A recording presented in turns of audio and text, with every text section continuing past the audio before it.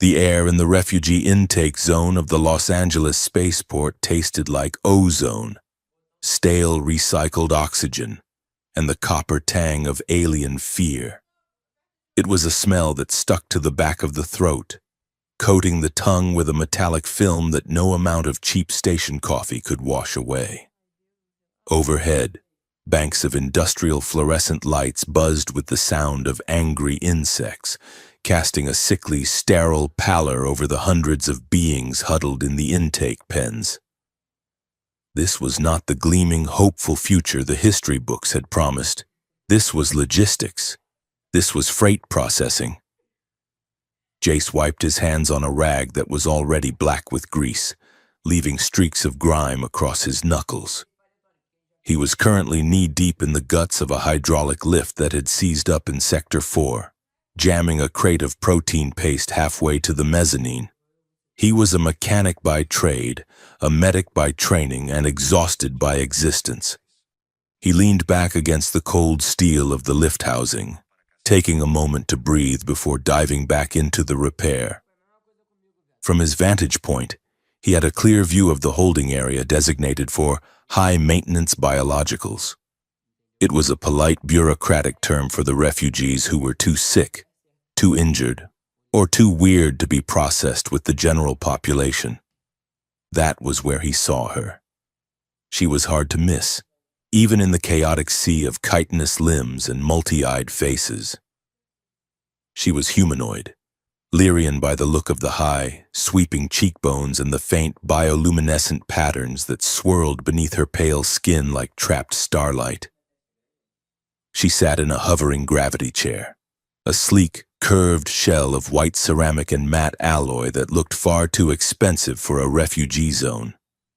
But the chair was scuffed, the anti-grav emitters flickering with a worrying amber pulse, and the woman inside it was unmistakably broken. She was slumped slightly to the left, her head resting against the padded restraint of the headrest. Her limbs were arranged with the unnatural stillness of a doll left on a shelf. Her hands lay motionless in her lap, palms up, fingers curled in a loose, lifeless grasp. She was paralyzed, completely. From the neck down, she was dead weight, trapped inside a machine that was failing.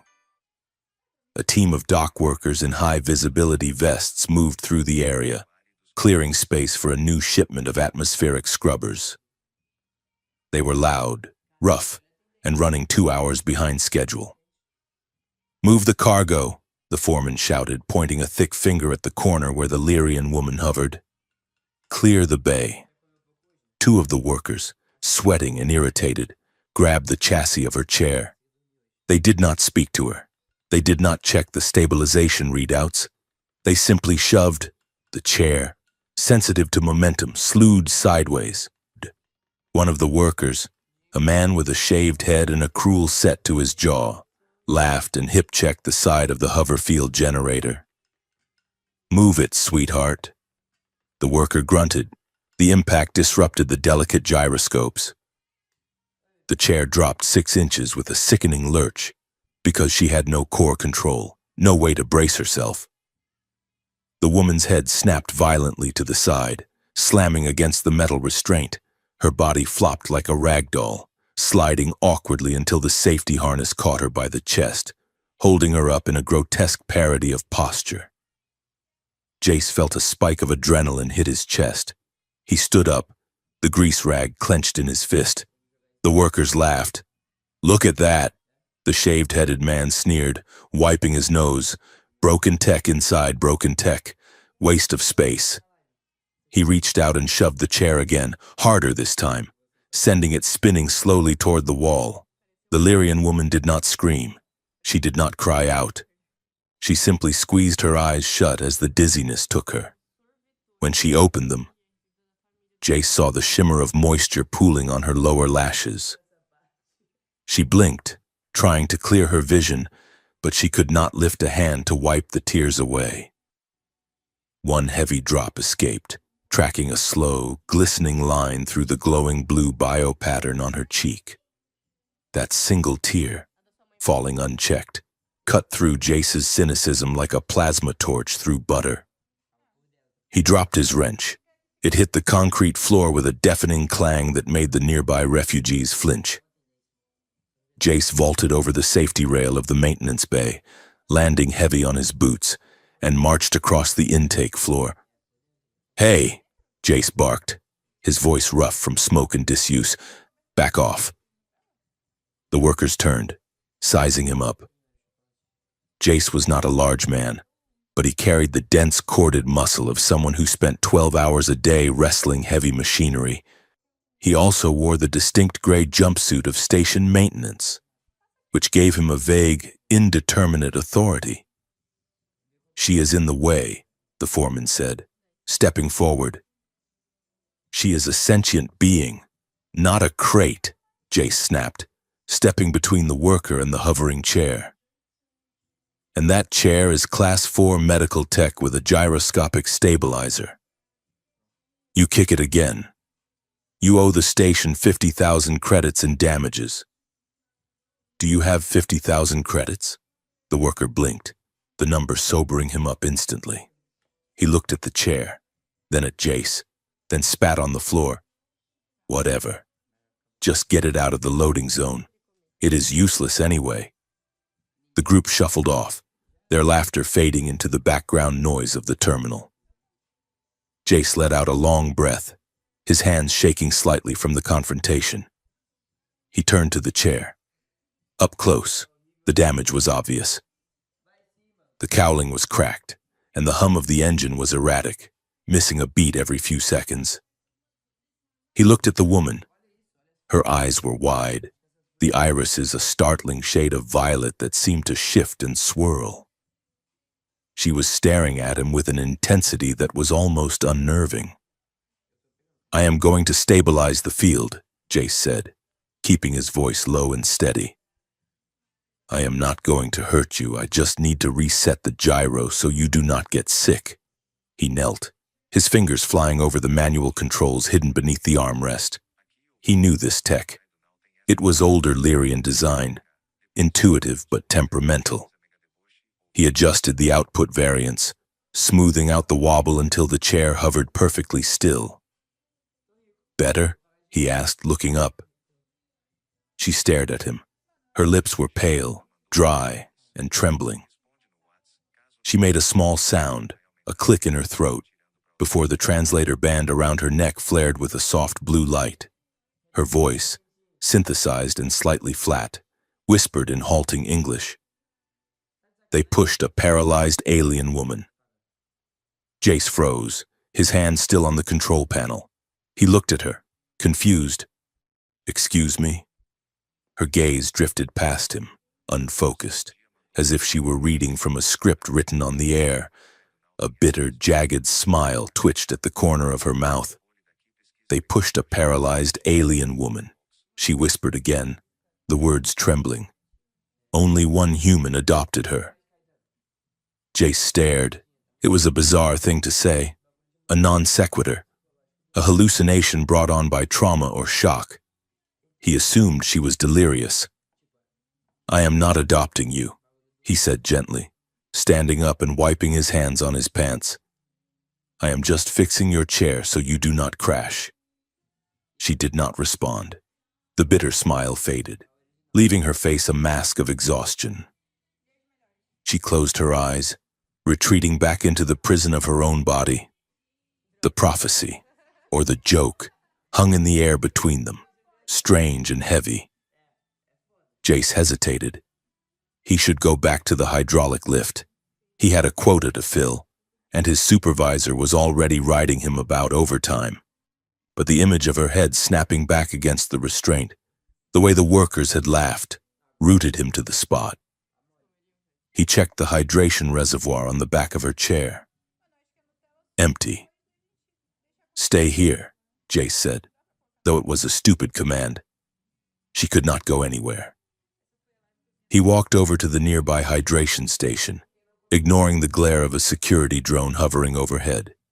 He filled a disposable cup with water, punched the cooling tab, and walked back. When he returned, she was watching him again. The intelligence in her eyes was sharp, assessing. "Can you drink?" Jace asked. "Or do you need a tube?" "I can swallow," the translator said, "if the angle is correct." Jace nodded. He stepped in close, invading her personal space out of necessity. He smelled faint ozone coming from her skin, a scent like a thunderstorm about to break. He placed one hand gently behind her head, his calloused fingers supporting the base of her skull. Her hair was impossibly soft, like spun silk. "Tilt your head back," he instructed softly. He brought the cup to her lips. She parted them, and he tipped the water slowly, careful not to let her choke. She drank greedily, her throat working. A little water escaped the corner of her mouth, trickling down her chin. Reflexively, Jace reached out with his thumb and brushed the droplet away before it could fall onto her tunic. Her skin was warm, humming with a faint, low-level vibration. When his skin touched hers, the biopatterns on her cheek flared brighter, pulsing in a rapid staccato rhythm. She pulled back as much as she could, which was barely a millimeter. Her eyes locked onto his. "Thank you," the translator said. Jace pulled his hand back as if he had been burned. "No problem." He looked at the chair again. The diagnostic panel was blinking a sequence he did not recognize. It was not a standard error code. It was rhythmic, like a metronome or a heartbeat. He leaned in, squinting at the interface. There was a panel near the base of the spine connection that looked wrong. The metal was a slightly different alloy, the seam almost invisible. It wasn't factory standard. "You have a modification here," Jace murmured, tracing the seam with his fingernail. "This is not on the specs. It is drawing power from the main hover core. That is why you are wobbling." Kara's eyes went wide. For the first time, the mask of exhaustion slipped, replaced by sharp, lethal fear. "Do not touch it," the translator said, the voice synthetic but urgent. Jace pulled his hand away. "What is it?" "That is a massive power draw. It looks like a high-density data drive, but wired directly into the neural interface." "Stop," she said. "Please." Jace looked at her. He saw the terror. This wasn't just a broken refugee. This was something else. "Okay," he said, raising his hands. "Okay. I am not touching it." He stood up, wiping his hands again. He needed to leave. This was trouble. He could smell it. Just then, the double doors at the end of the hall hissed open. A man in a pristine white uniform walked in, holding a digital clipboard. He was followed by 2 security droids. This was Administrator Halloway. Jace knew him. Halloway was a man who looked at living beings and saw numbers on a spreadsheet. Halloway stopped at the intake desk, speaking loudly enough for his voice to carry. "We are clearing Section 9, Halloway said, his voice bored. "The transport for the storage facility arrives in 40 minutes. I want all the low-utility assets prepped for transfer." Jace froze. He knew what the storage facility was. It was a converted mining hangar in the Nevada desert. They put the comatose, the paralyzed, and the severely mentally traumatized aliens there. They hooked them up to feeding tubes and stacked them in rows. It was a waiting room for death. The foreman from earlier pointed a thick finger at Kara. "We got one right here, sir. Broken tech, paralyzed neck down. Can't feed herself, can't work. Total dead weight." Halloway walked over, his boots clicking on the concrete. He stopped in front of Kara, looking her up and down with an expression of mild distaste. He tapped his clipboard. "Name?" Halloway asked. "Kara," she whispered. "Subject is Kara Vaughn, Lyrian Commonwealth." Halloway read from the file. "Injury sustained during a security event. Severed spinal connection. Neuromotor function at 0%. He sighed. tapping the screen. Marker for long-term storage. Priority transport. We need the chair space for workers. One of the dock workers, the one with the shaved head, stepped forward. He reached out and flicked his finger against Kara's cheek, right over the glowing bio pattern. It was a gesture of casual, contemptuous ownership. Pretty tattoos, though. The worker laughed. Shame they are on a vegetable. Kara did not flinch. She could not.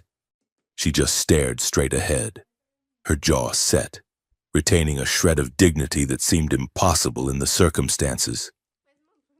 Jace felt something snap in his chest. It was a physical sensation, like a bolt shearing off under too much torque. He looked at the worker's hand near her face. He looked at Holloway's bored expression. He looked at Kara, who was destined to rot in a dark warehouse until her batteries ran out. He thought about the whisper. Only one human adopted her. It was insane. It was financial suicide. It was possibly illegal, given the weird tech in her chair. Jace stepped forward. No. The word came out louder than he intended. The entire intake zone went quiet. Holloway turned, looking at Jace over the rim of his glasses. "Excuse me?" Holloway said. "You are not sending her to storage," Jace said, his voice shaking slightly. "She is not cargo," Holloway sneered. "She is a ward of the state, mechanic, and the state does not have the budget to nursemaid a cripple who cannot even wipe her own face. Unless you have a better idea. Step aside." "I do," Jace said. His brain was catching up to his mouth, scrambling to remember the text of the Earth Refugee Charter he had read during a boredom-fueled insomniac binge 3 months ago. Section 14. Paragraph B. Jace said, the Guardian Clause. A private citizen of Earth can assume full legal and financial responsibility for a dependent alien refugee, bypassing state storage protocols. Holloway laughed. It was a dry, barking sound. "You want to adopt her? Do you have any idea what the medical costs are? The legal liabilities? You are a grease monkey. Jace, you fix lifts. You do not run a nursing home." "I will sign," Jace said, stepping closer. "I have a Class 2 medic license from my time in the orbital yards. I can administer her care. My apartment meets the square footage requirements for a single dependent." He looked down at Kara. She was staring up at him, her violet eyes wide with shock. She looked terrified, bewildered, and faintly amused. Jace looked back at Holloway. "Give me the tablet." Holloway stared at him for a long moment. Then, slowly, a cruel smile spread across his face. "Fine," Holloway said. "Be a hero. Ruin your life." He shoved the digital clipboard into Jace's chest. Jace took it. His hands were trembling, but he tapped the icon for guardianship transfer. The next hour was a blur of aggressive bureaucracy. It was a montage of humiliation and paperwork designed to make him quit. First came the retina scans, the red laser burning into Jace's eyes until he saw spots. Then the financial audit, where Holloway gleefully pointed out that the adoption fees would drain Jace's savings account down to double digits. 75 credits for the processing fee. The clerk droned. 200 for the biohazard clearance. 400 for the equipment lease on the chair. Jace authorized every transaction, watching his life savings evaporate in real time. Kara watched the whole process from her chair, her translator murmuring a running commentary that only Jace could hear. "You are making a mistake," the mechanical voice whispered. "I know," Jace muttered, signing a waiver regarding cross-species infection. "I am expensive," she added. "I noticed. I cannot use a human toilet." Jace paused, the stylus hovering over the screen. He looked at her. "We will figure it out," he said, and signed the line. His co-workers gathered around the perimeter of the office, jeering. "Hey, Jace," one of them called out. "Did you buy a pet or a girlfriend?" Jace spun around, his eyes blazing. The laughter died in their throats. "She is a person," Jace said, his voice low and dangerous. "Start treating her like one." He turned back to the desk, the final form, the deed of guardianship. He pressed his thumb against the biometric pad. The screen flashed green. Transfer complete. Ward, Kara Vaughn. Guardian, Jace Aris. Holloway snatched the tablet back. "She is your problem now," Holloway said. "Get her out of my spaceport." Jace turned to Kara. He felt dizzy. He felt like he had just jumped off a cliff without a parachute. He walked over to the back of her chair and gripped the handles. The metal was cool under his palms. "Ready to go?" he asked. The translator clicked. "I have nowhere else to be." Jace guided the chair toward the exit. The mag locks on the doors disengaged, and they stepped out of the recycled air of the terminal and into the humid, neon-drenched night of the city. The sensory shift was violent. The silence of the intake zone was replaced by the roar of the Los Angeles megacity. Hovercars screamed overhead on the invisible magnetic highways, leaving trails of red and blue light.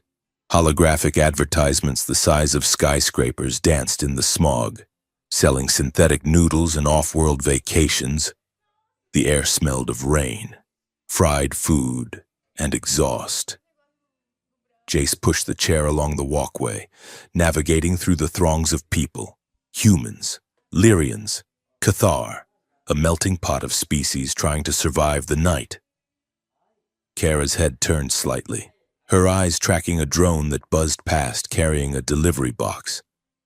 The neon light from a noodle stall reflected in her eyes, turning the violet irises to pools of electric pink. She looked small against the backdrop of the city. Fragile. Jace looked at his hands on the handles of her chair. He had just taken responsibility for a woman he didn't know, a woman who couldn't move, a woman who apparently had illegal encryption tech wired into her spine. He was an idiot, a soft-hearted, impulsive idiot. Kara spoke, her voice barely audible over the roar of the traffic. "Why?" Jace looked down at the top of her head. The wind was blowing her dark hair across her face. He reached out and tucked the strands behind her ear, a gesture that was already becoming dangerously natural. "Because they pushed you," Jace said, his voice flat, "and I was tired of watching." She did not answer. But as they moved forward into the chaotic, beautiful mess of the city, the amber light on her chair stopped flickering and settled into a steady, rhythmic pulse. It matched the beating of his own heart. "Let us go home," Jace said. He steered her toward the transit rail, the mechanic and the paralyzed diplomat, two pieces of broken tech moving together through the dark. The freight elevator to Jace's apartment groaned like a dying beast, the metal cage rattling against the shaft walls as it ascended to the rooftop level. It was not a ride designed for sensitive alien technology. Jace stood with his legs braced, one hand gripping the rusty mesh, the other resting protectively on the rim of Kara's hover chair to keep it from drifting into the vibrating walls. Kara sat motionless, her head supported by the neck restraint, her violet eyes tracking the passing graffiti on the elevator shaft. She did not look frightened. She looked resigned. "Sorry about the ride," Jace muttered, watching the floor numbers flicker on a cracked display. "The building management says the stabilizers are on back order." They have been on back order for 6 years. The elevator shuddered to a halt at the top floor with a final dramatic clank. Jace muscled the gate open and guided the chair out onto the landing, then unlocked the heavy steel door to his unit. He pushed the door open and flinched. He had forgotten what his apartment looked like to fresh eyes. To him, it was an organized chaos of necessity. To anyone else, it probably looked like a scrapyard had exploded inside a greenhouse. The main living space was cramped, dominated by a workbench covered in disassembled drone motors, tangles of copper wire, and half-empty canisters of hydraulic fluid. Mismatched furniture, a synth leather couch with a duct-taped armrest, a coffee table made from a recycled engine block, was scattered around the perimeter. But everywhere else, there were plants, ferns growing in old oil drums, vines trailing from the exposed rafters, and small pots of bioluminescent moss cluttering the windowsills. Jace stopped the chair in the center of the room. He felt a sudden hot flush of embarrassment. He was a 30-year-old man bringing a high-status foreign diplomat, refugee or not, into a room that smelled like wet earth and solvent. "It is a mess," Jace said quickly, moving to kick a stray pile of laundry behind the couch. "I was not expecting company. Or a roommate. I usually clean on Sundays." "Sometimes," he stopped, realizing he was rambling. He looked at her, waiting for the judgment. Kara's chair rotated slowly as the autopilot scanned the room dimensions. Her gaze moved from the hanging vines to the grease-stained workbench, then rested on him. "It smells like home," she whispered.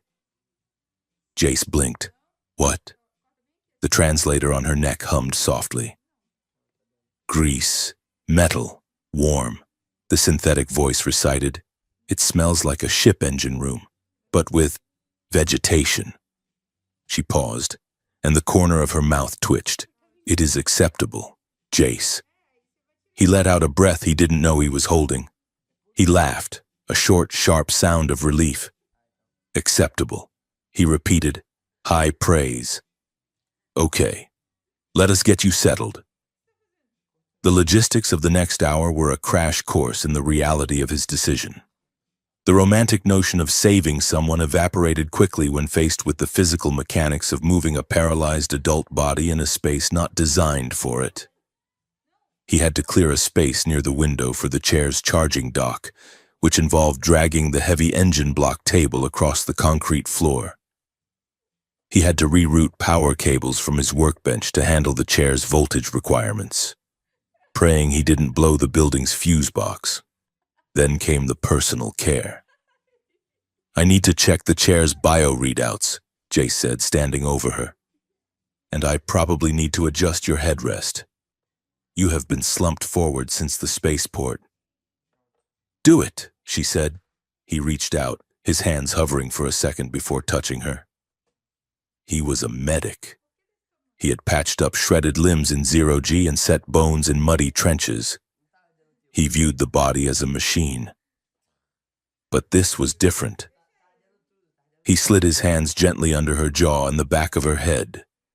Her skin was warm, startlingly so, and the texture was smoother than human skin, almost like polished stone. As he lifted her head to realign the vertebrae, she let out a small, involuntary sigh. Jace froze. "Pain?" he asked instantly. "No," she said, her eyes fixed on his chest. "Relief. My neck muscles cramp. The chair does not massage."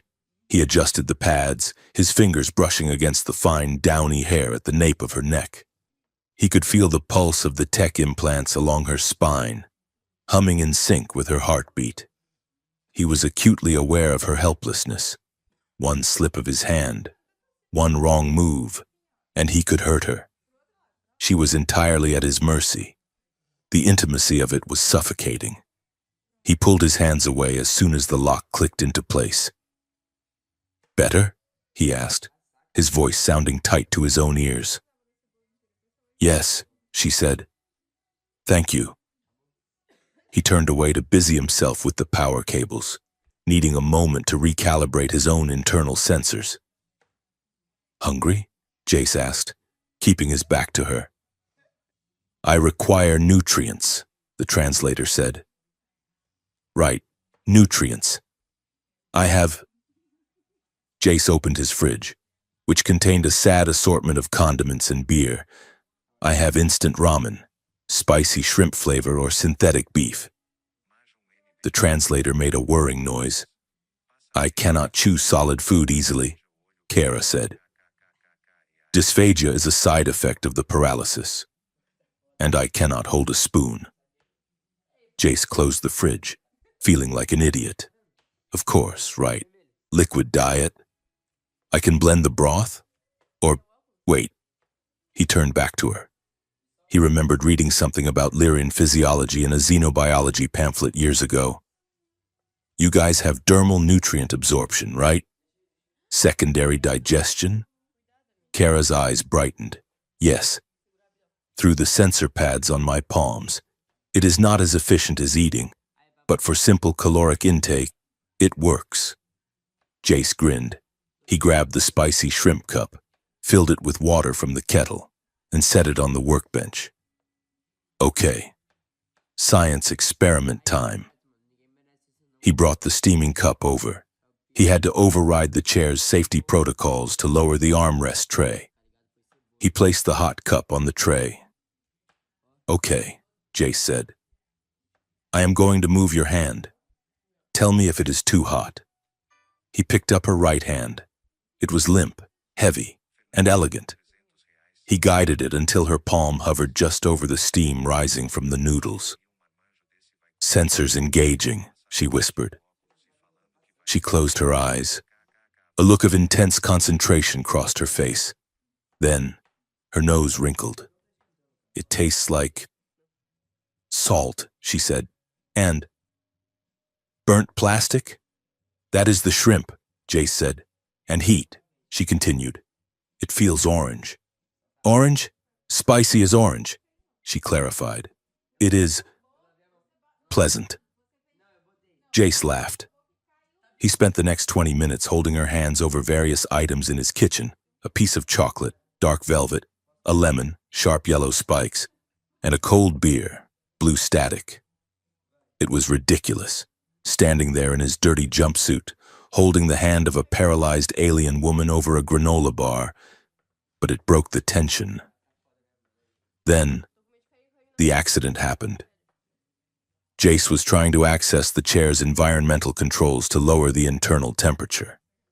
The interface was covered in Lyrian script, which he could not read. He guessed at a blue icon that looked like a fan. He pressed it. Immediately, the apartment was filled with a high-pitched, warbling sound.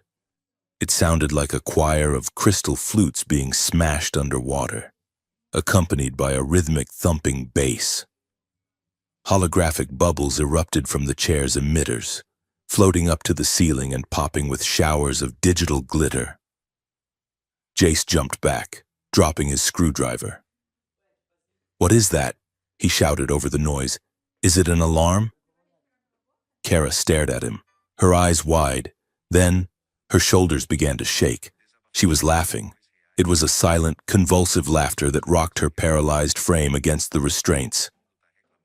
"Turn it off," Jace yelled, frantically jabbing at the control panel. "Which button is off?" "The red circle," the translator shouted, amplifying her soft voice. Jace smashed the red circle. The music cut out instantly. The last holographic bubble drifted down and popped on Jace's nose. Silence returned to the room. Jace wiped the digital glitter off his face. What was that? A distress beacon? Kara gasped, trying to catch her breath. "No," she wheezed. "That was the sleepy moon wail. It is a nursery lullaby. For infants." Jace stared at the chair. "I just activated the baby monitor?" "You did," she said, her amusement evident in the slight curl of her lip. "It is a default setting." Jace ran a hand through his hair, chuckling. "Okay. Note to self. Do not press the blue whale button." The laughter died down, leaving a comfortable silence in its wake. But as the night wore on, the reality of her condition returned. It was nearly 2 a.m. Jace was exhausted, but the diagnostic panel on the chair was flashing a maintenance alert. Dermal interface obstructed. I have to clean the sensors, Jace said, reading the output. Along your spine. If they get clogged with sweat or dust, the neural connection degrades. Kara's face went still. The humor from the ramen and the lullaby vanished. I know, she said quietly. I have to open the back of the chair, Jace said. And I have to open the back of your tunic. He waited. This was the line. This was the difference between a mechanic and a caregiver. Do it, she said. Jace walked behind the chair. He triggered the release mechanism for the back panel. The white ceramic shell hissed and split open, retracting into the frame. Kara's back was exposed. Her tunic was designed with a magnetic seam down the spine for exactly this purpose. Jace carefully separated the fabric, peeling it back to reveal her skin. She was beautiful. There was no other word for it. Her skin was a pale, milky lavender in the dim light. Along her spine, a series of metallic nodes were embedded directly into the flesh, glowing with a soft, rhythmic blue light. They looked like jewels or stars, mapping out the broken highway of her nervous system. But the skin around the nodes was irritated, red from the constant pressure of the interface. Jace dipped a sterile cloth into a cleaning solution. This might be cold, he warned. He touched the cloth to the nape of her neck. She did not flinch. She could not. He worked his way down, cleaning around each node with the precision he usually reserved for circuit boards. He was hyper-focused, treating her body like a delicate instrument, terrified of being anything less than professional. But he was a man, and she was a woman. And the silence in the room was heavy with the heat of two bodies close together. His hand brushed the skin of her lower back, just above the curve of her hip where the paralysis was absolute. He felt a tremor go through his own fingers. He looked over her shoulder. He could see her reflection in the darkened window glass. She was staring straight ahead, her eyes wide and unblinking. "Kara?" he asked softly. "You okay?" Her voice was barely a whisper. "I feel nothing," she said. Jace paused, his hand resting on her shoulder blade. "I know," he said. "No," she corrected him. I feel nothing physical, but I can see your reflection. Jace, I see how you look away. I see how your jaw is tight." She took a ragged breath. "You are more embarrassed than me," she said. "And I am the one half naked in a stranger's room." Jace swallowed hard. He resumed cleaning, his movements slower now. "I am trying to be respectful," he said. "You are trying to be a machine," she countered, "like my chair." Jace stopped. He wiped the last node and pulled the tunic back together, sealing the magnetic strip. He commanded the chair's shell to close. He walked around to the front of the chair. He sat down on the edge of the coffee table, facing her. He was tired, and his defenses were down. "I am not a machine," he said quietly.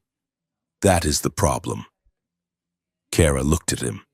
The biopatterns on her face were pulsing a slow, deep indigo. "You are safe with me, Kara," he said. "I promise." The translator band hummed. It processed the audio, the context, and the slight waver in his voice. "I desire to secure you," the synthetic voice blurted out. Jace froze. Kara froze.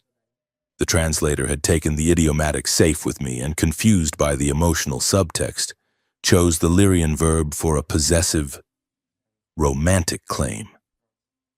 "Did your translator just—" Jace started. "Yes," Kara said, her eyes wide. "I did not say that," Jace said quickly. "I meant safety, protection, not securing." Kara stared at him for 1 second, 2 seconds. Then she threw her head back against the headrest and laughed. It was a clear musical sound that banished the awkwardness instantly. You humans are very inefficient flirters, she gasped. I was not flirting, Jace protested, though he felt his face heating up. I was being noble. Noble, she teased. Is that what you call it? The humor cut the tension, but it left something else in the room, a charged awareness, acknowledgement that they were not just patient and guardian. They were two people, alone, in the dark. Later, as Jace worked at his bench and Kara rested, the conversation drifted into dangerous territory. Why are you really here? Kara? Jace asked, soldering a connection on a drone motor. You are not a standard refugee. That chair is military-grade encryption, and you have the bearing of someone who is used to giving orders. Kara was silent for a long time. The only sound was the hiss of Jace's soldering iron. I was a junior advisor, she said finally, in the Lyrian Diplomatic Corps. Jace put the iron down. He turned his stool to face her. I thought so. I was present at a negotiation, she continued, her voice devoid of emotion. On the moon of Valos, it was supposed to be a trade agreement, but it was a sale. Certain factions of my government were selling refugee rights to a human corporation, trading lives for unregistered weapons tech. She stared at the wall. I was the note-taker. I saw the faces, I heard the numbers. When they realized I was not going to be complicit, the room ended. Ended. A neuroweapon, she said. A sonic charge designed to scramble synaptic pathways. It kills instantly, usually. She looked down at her motionless hands.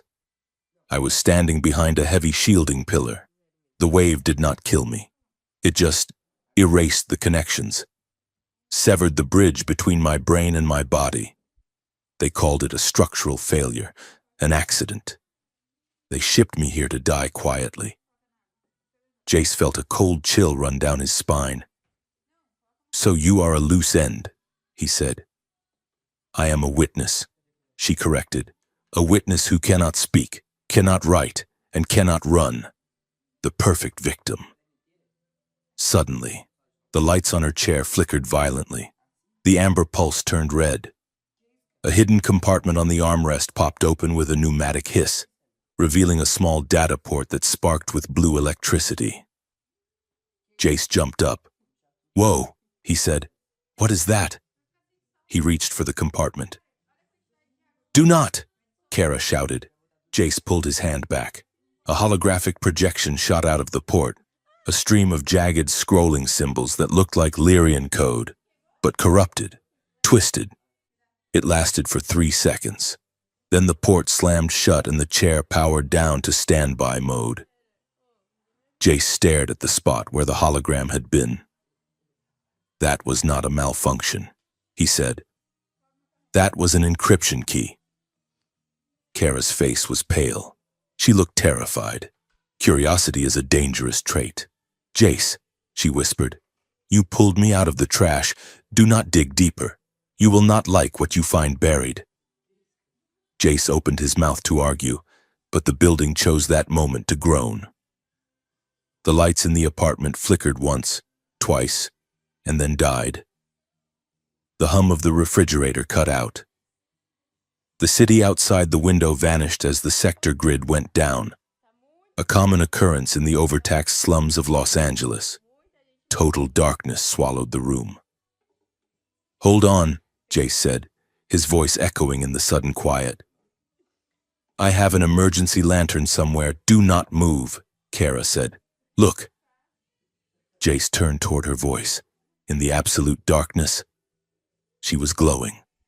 The biopatterns on her cheeks, her neck, and her hands were illuminating the room with a soft, ethereal blue light. It was not the harsh light of technology. It was organic, pulsing with the rhythm of her life. It cast long, strange shadows across the mismatched furniture. Jace walked slowly toward her. She looked like a spirit, a ghost trapped in a machine. He sat down on the edge of the couch, his knees brushing against the side of her chair. You glow, he said stupidly. Bioluminescence, she murmured. It is a stress response, or an emotional one. Jace leaned forward, the blue light reflected in his eyes. He could see the texture of her skin, the fear and the longing in her expression. Are you afraid of the dark? He asked. I am afraid of being unable to move in the dark, she said. If something happens, I am just a statue. Jace reached out and took her hand. Her skin was cool now. I am here, he said. You are not a statue. He was close to her, too close. He could smell the ozone scent of her skin again. The blue light from her face illuminated his own features, the grease smudge on his jaw, the exhaustion in his eyes. The air between them felt thin, brittle, charged with static. Kara watched his lips. Her gaze was heavy, physical. Jace, she whispered. He leaned in. It was instinct. It was the pull of gravity. He wanted to kiss her. He wanted to bridge the gap between the mechanic and the broken diplomat. He tilted his head, his breath mingling with hers. Then he saw her hands, limp, helpless, trapped in his grip. Shame crashed into him like a physical blow. What was he doing? She couldn't push him away. She couldn't consent with her body, though she was a dependent. He was her guardian. Jace pulled back sharply, dropping her hand. He stood up in the dark, knocking his shin against the coffee table. Sorry, he muttered, backing away. I need to find that lantern. He stumbled toward the workbench, his heart hammering against his ribs. Behind him, the blue glow of Kara's skin dimmed, fading into a dull, disappointed gray. The next morning brought the sun, and with it, the cold light of reality. Jace was making coffee when the knock came at the door. It wasn't the polite knock of a neighbor. It was the rhythmic, authoritative pound of law enforcement. Jace exchanged a look with Kara. She was sitting by the window, watching the smog rise over the city. She looked composed, regal despite the hovering chair. Open it, she said. Jace walked to the door and cracked it open. Two men stood in the hallway. They wore gray suits that cost more than Jace's entire life earnings. They did not show badges, but the pins on their lapels identified them as Earth Security, the intelligence branch that handled off-world threats. Mr. Eris? The taller one asked. He had a smile that did not reach his eyes. Yeah, Jace said, blocking the doorway with his body. We understand you processed a guardianship claim yesterday, the agent said. For a Lyrian national, subject Caravan. It was legal, Jace said. I signed the papers. Of course, the agent said smoothly. We are just conducting a routine welfare check. High-profile refugees often attract unwanted attention. We want to ensure you are prepared for the responsibility. The agent leaned in slightly. Has the subject spoken to you? About her history? Or Lyrian internal affairs? Jace kept his face blank. He thought of the encryption glitch, the accident on Valos. She barely speaks English. Jace lied. Mostly she just complains about the food. The agent stared at him. They clearly didn't believe him. Be careful, Mr. Aris, the agent said. Compassion is a virtue, but sometimes it is a liability. If she becomes difficult, you can always return her to the state. No questions asked. We will be watching, the second agent added. Have a pleasant day. They turned and walked down the hall, their footsteps silent on the concrete. Jace closed the door and locked it. He threw the deadbolt. Then he leaned his forehead against the cool steel. They know, he said. Kara maneuvered her chair around to face him. I told you, she said quietly. You can still return me. Take me back to the spaceport. Tell them you made a mistake. You can walk away. Jace. Jace turned around. He looked at her, the paralyzed woman who had survived an assassination attempt, who glowed in the dark, who laughed at holographic wails. He thought about the storage facility, the rows of silent bodies. He walked over to her. He placed his hands on the armrests of her chair, boxing her in, leaning down until they were eye to eye. No, he said fiercely. Jace. They already pushed you once, Jace said, his voice shaking with anger. They pushed you into a corner and called you trash. I am not letting them do it again. He gripped the metal of the chair until his knuckles turned white. You are not a liability, Kara. You are my family now, and nobody touches my family. Kara stared at him. Tears welled in her eyes, but this time, they were not from fear. You are a fool, she whispered. Yeah, Jace said, wiping a tear from her cheek with his thumb. I know. He stood up and walked to the window, looking out at the city where the agents had disappeared. The bond between them had hardened. It was no longer just an act of kindness. It was a declaration of war. The screen of Jace's maintenance terminal turned a violent, flashing red. The words "Access Denied" scrolled across the monitor in blocky, aggressive text, followed by a secondary warning. User flagged. Security alert level 2. Jace stared at the screen, his heart hammering a sudden, erratic rhythm against his ribs. All he had done was search for a localized news feed from the Lyrian Commonwealth, specifically, a string of archived reports from the Valos moon colony. It should have been public record. Instead, it had tripped a silent alarm deep within the station's network. He slammed his hand down on the power button, killing the terminal before the trace could lock onto his biometric ID. The screen faded to black, leaving only the reflection of his own pale, grease-streaked face. Paranoia, cold and sharp, settled in his gut. For the past week, the air around him had felt thin, pressurized. It started small. His keycard took 2 swipes to open the sector doors. His bank account showed a pending audit from an anonymous agency. His neighbor, a chatty old woman who collected antique clocks, had stopped him in the hallway that morning to complain about the large hummingbirds she kept seeing near his balcony. They were not hummingbirds. They were surveillance drones, micro-stealth units. Jace wiped his sweating palms on his jumpsuit. He grabbed his tool belt, slung it over his shoulder, and walked out of the maintenance bay without clocking out. He needed to get home.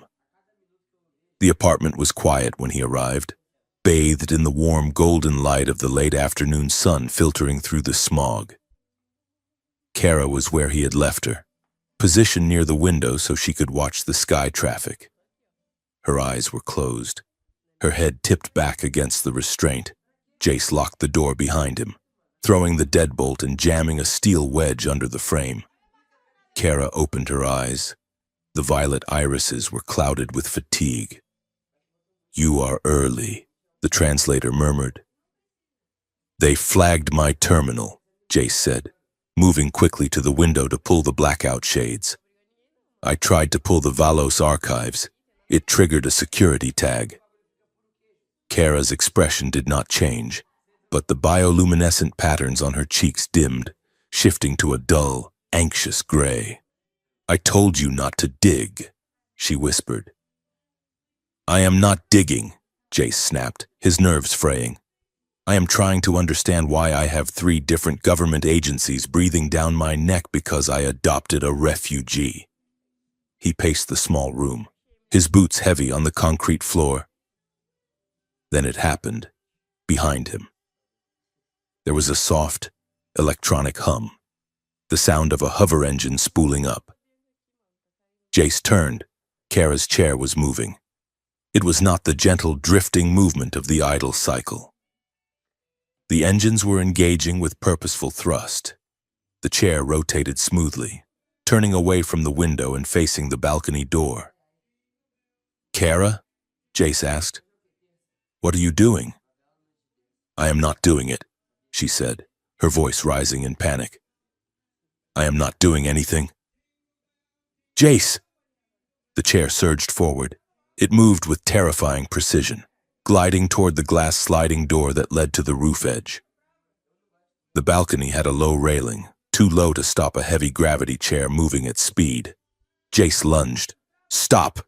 he yelled. The chair ignored him. It ignored Kara's terrified gasps. The glass door slid open automatically as the chair's proximity sensor triggered it. The wind from the rooftop whipped into the room, smelling of rain and ozone. Kara was 5 feet from the edge, then 4.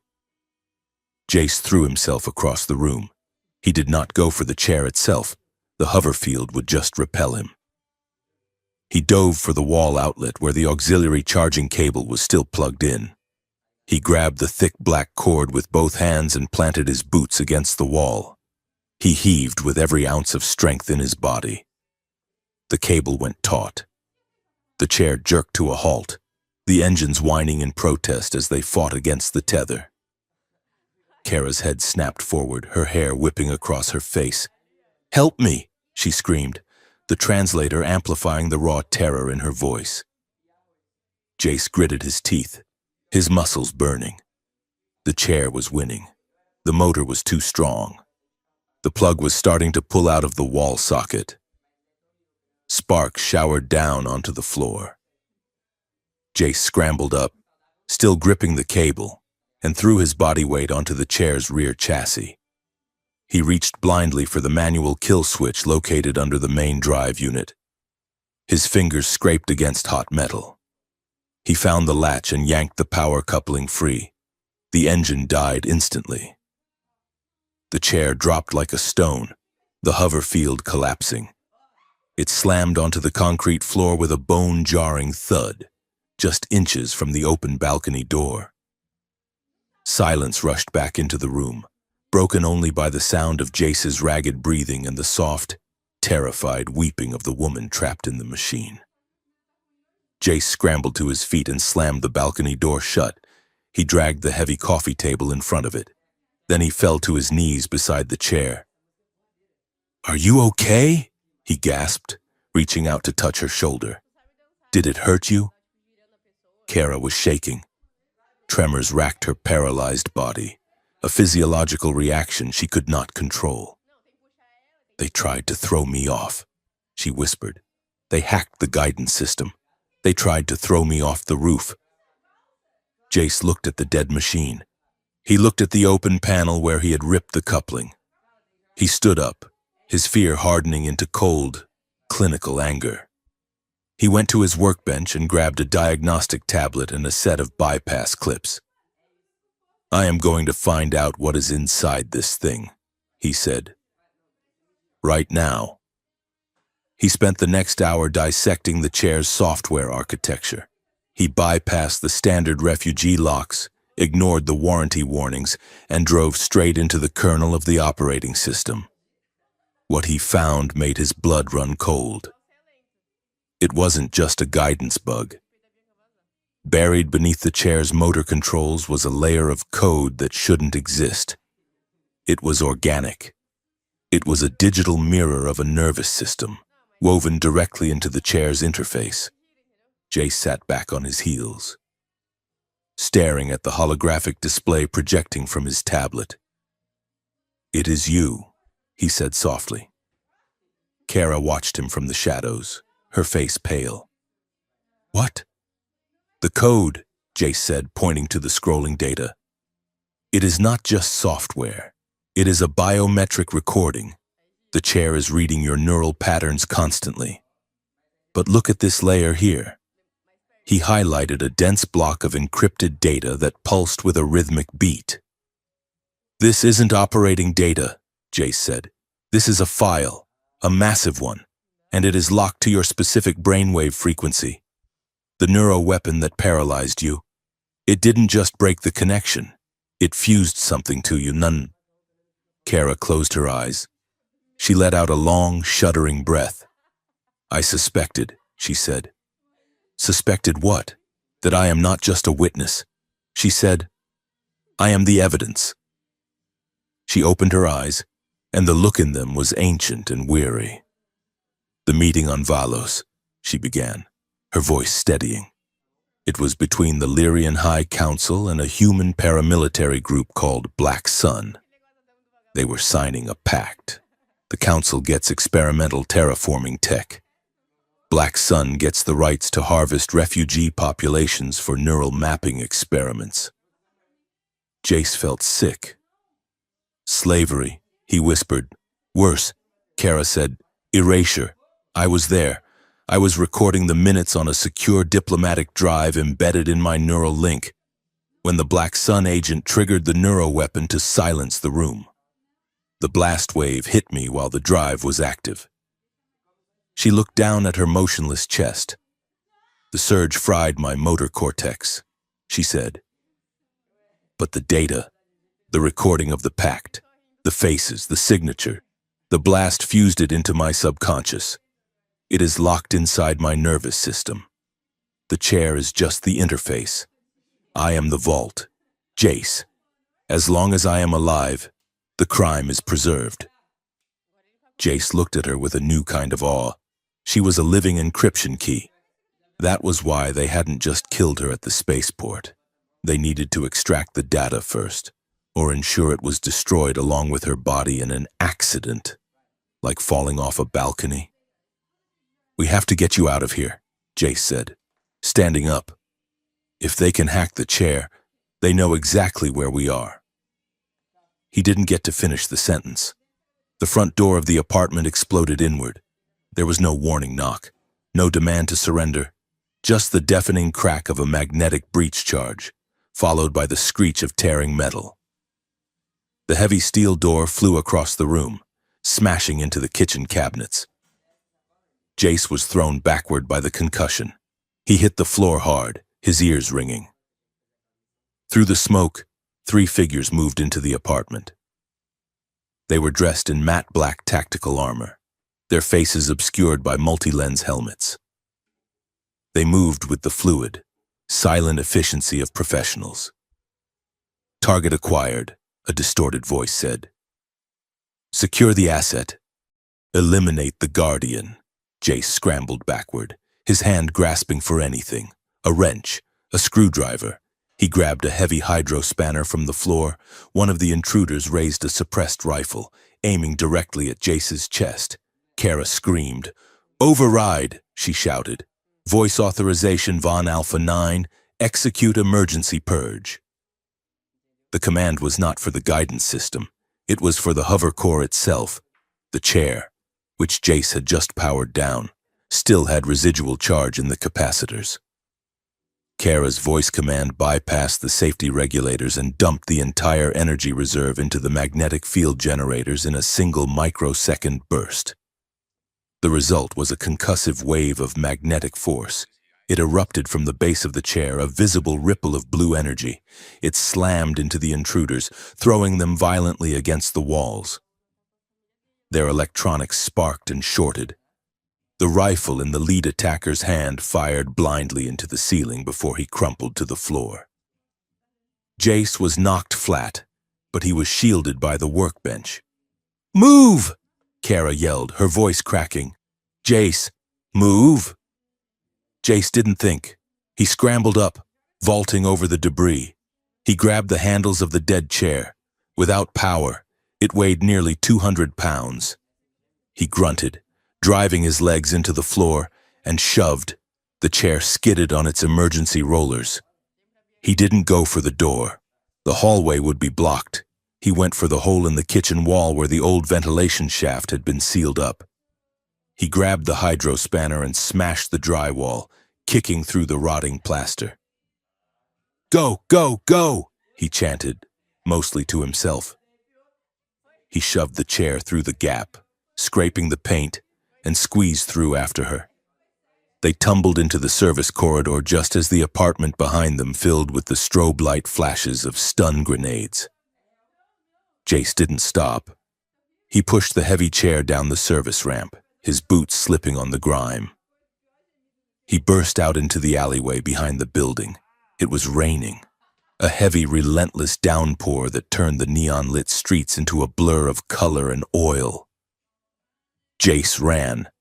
He pushed Kara's chair through the sludge, his lungs burning, his muscles screaming. He navigated through the labyrinth of back alleys, avoiding the main thoroughfares where the drones would be hunting. They ran until Jace's legs gave out. He collapsed under the concrete arch of a maglev bridge, deep in the industrial sector. The roar of the trains overhead masked the sound of his gasping breath. He sat on the wet pavement, his back against the graffiti-covered pillar. Kara sat opposite him, rain dripping from her hair and face, soaking her tunic.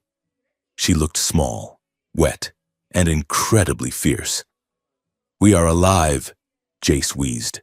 Kara turned her head slowly to look at him. Her eyes were dark with guilt. "You fool," she whispered. Her voice broke. "You stupid, stubborn fool." Jace wiped the rain from his eyes. "What?" "You adopted danger," she said. "You did not know. You thought you were saving a refugee. You did not know you were adopting a war." She closed her eyes, tears mixing with the rain on her cheeks. "Leave me here." "Jace, they want the data. If you leave, you might survive." Jace looked at her. He looked at the water dripping from her chin. He looked at the way her hands lay useless in her lap. Hands that had once signed treaties and now could not even wipe away her own tears. He felt a surge of emotion so strong it almost knocked him over. It wasn't pity. It wasn't duty.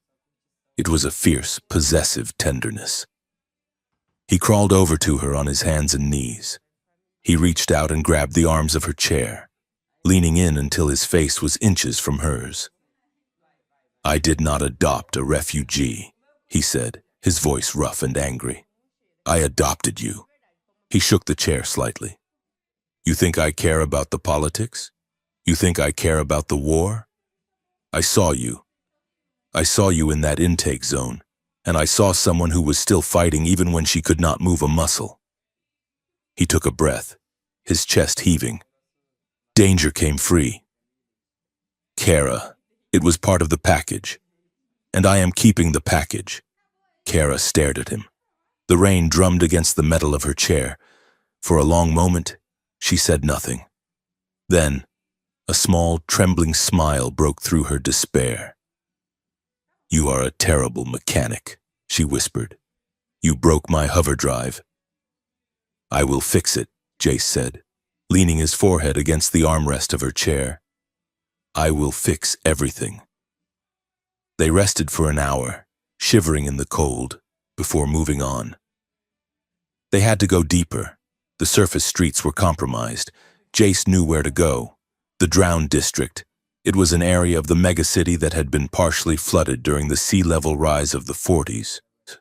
Now it was a Venice of sludge and scrap metal, inhabited by the people the city wanted to forget. The transition was stark. The neon ads for luxury products faded, replaced by bioluminescent fungi and flickering lanterns. The air smelled of salt, algae, and alien spices frying in street-side walks. Jace pushed the chair along a rusting catwalk that hovered just above the black water. Creatures of a dozen different species watched them pass, some with 4 eyes, some with scales, some with mechanical limbs more advanced than anything in the upper city. Here, Kara was not just a cripple. She was a curiosity. As they passed a group of Cathar scavengers, the aliens stopped their work. They looked at the markings on Kara's face. One of them, a towering insectoid with a scarred carapace, clicked its mandibles and bowed its head low. "Why did he do that?" Jace whispered, pushing the chair. Kara's face was unreadable. "The Lyrian Diplomatic Corps has a reputation," she said. "We negotiated the amnesty for the Cathar when Earth wanted to deport them. They recognized the caste markings." So you are a celebrity down here? I am a reminder of what they lost, she said bitterly. A broken diplomat for a broken people. They reached the location Jace was looking for, a submerged structure that had once been a subway station. A faded holographic sign flickered above the entrance. Dr. Lyra, Cybernetics Bio Repair, cash only. Jace hammered on the blast door. It slid open with a groan. Standing there was a woman who looked more machine than human. Her left arm was a complex prosthetic of chrome and wire, and one of her eyes was a glowing red optic sensor. She wore a blood-stained apron over a band t-shirt. "This is Lyra." "We are closed," Lyra said, her voice scratching like sandpaper. "We need help," Jace said. "She has neurolock, and we are being hunted." Lyra's organic eye flicked to Kara. She scanned the chair, the paralyzed limbs, the glowing biopatterns. She let out a low whistle, Lyrian high caste, with a fried nervous system. "You certainly know how to pick them." "Jace," she stepped back. "Get her inside, before the drones pick up her heat signature." The clinic was a nightmare of organized clutter. Surgical robots hung from the ceiling like spiders, and tanks of blue gel bubbled along the walls. Lyra guided them to a central operating table. She ran a scanner over Kara's spine, watching the data scroll across her optic display. "Messy," Lyra muttered. "Very messy." The blast fused the synaptic bridges. It is like someone poured concrete into a fiber optic cable. "Can you fix it?" Jace asked. Lyra laughed. "Fix it? No. The nerves are dead. Gone. But I can bypass them." She pulled up a schematic on a nearby monitor. "I have some experimental nanotech, military surplus. If I inject it into her spinal column, the nanites can build an artificial bridge. It won't heal the nerves, but it will carry the signal. It might restore partial sensation, maybe some upper body mobility." Jace felt a surge of hope. "That is amazing." "There is a catch," Lyra said sharply. "There is always a catch. The nanites need to sync with the existing data in her system," Lyra said. "And her system is currently acting as a lock for a massive encryption file? If I wake up the nervous system, I wake up the file, the data will unlock. It will be broadcastable." She looked at Kara. "And the sync process causes a massive neural load. It could burn out what is left of your brain. Chance of survival is 40%. The room went silent. The bubbling of the gel tank sounded like a ticking clock. Jace looked at Kara. "We do not have to do this. We can find another way." Kara looked at the ceiling, at the surgical spiders waiting in the dark. "There is no other way," she said softly. "If we do nothing, they will find us and kill us. If we do this, I might die, but the truth comes out." She turned her head to look at Jace. "I want to choose. Jace. For the first time since the blast, I want to choose my own fate." Lyra nodded. "I need to prep the nanites. You have 10 minutes. Make your peace." Lyra retreated into the back room, leaving them alone in the sterile, blue-lit bay. Jace stood beside the chair. He felt like he was vibrating. The adrenaline of the escape was fading, replaced by a terrifying clarity. He might lose her. He had just found her, and he might lose her. "Kara," he started. "Shh," she said. "Come here." She could not move her arms, so he had to move for her. He knelt beside the chair, bringing his face level with hers. "If I die," she said, "I need to know something." "What?" "I need to know that I was not just a mission to you, not just a cause." Jace took her face in his hands. His thumbs brushed the high, sharp cheekbones. "You know you are not." "Show me," she whispered. "Help me remember what wanting feels like." before the anesthesia takes it away forever. The air in the room thickened. It became heavy, electric. Jace looked at her lips, pale, parted, trembling. He looked at her eyes, which were wide with a hunger that had nothing to do with food. He leaned in. He did not kiss her mouth. That felt like stealing, somehow, when she couldn't grab him back. Instead, he pressed his forehead against hers. He closed his eyes, breathing in her scent, ozone, rain, and the faint antiseptic smell of the clinic. He ran his hands down her neck, over her shoulders, resting them on her upper arms. He squeezed gently, grounding her. "I want you," he whispered, his voice rough. "I want you so much it scares me. I wake up at night thinking about you. I look at your hands and I hate that I cannot feel them holding me." Kara let out a broken sound, half sob, half laugh. "Tell me more," she breathed. "I want to take you to the ocean," Jace said, his lips brushing her temple. "I want to see you swim. I want to argue with you about what to watch on the vid screen. I want to be bored with you. I want 1,000 boring days with you." He pulled back just enough to look her in the eyes. "You are not allowed to die, Kara. That is an order." "I will try," she said. The door to the back room hissed open. Lyra stepped out, holding a silver injector gun. "Time," Lyra said. Jace stood up. He felt cold. Kara took a breath. "Wait, record this." She looked at the sensor array on the wall. "I, Kara Vaughn, designate Jace Aris as my sole guardian and the custodian of my testimony. If I do not survive the procedure, extract the drive, give it to the galaxy." She looked at Jace one last time. "See you on the other side, mechanic." Lyra moved in. She engaged the restraints on the table. "Step out, Jace," Lyra said. "Behind the glass, I cannot have you distracting me." Jace backed away. He walked out of the sterile field behind the thick observation glass.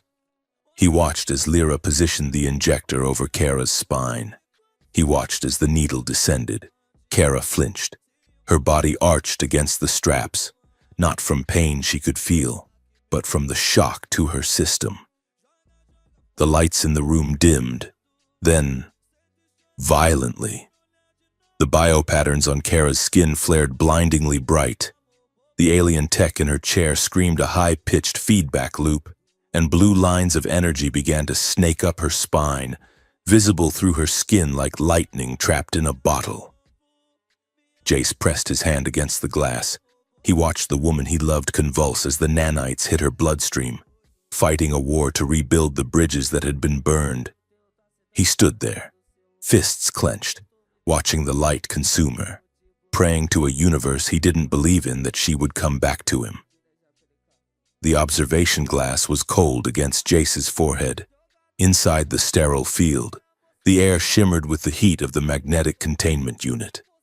Lyra moved with the jerky, efficient speed of a caffeine-addicted spider, her cybernetic arm whirring as she manipulated the needle hovering over Kara's exposed spine. Jace held his breath. He had been holding it, it seemed, for 20 minutes.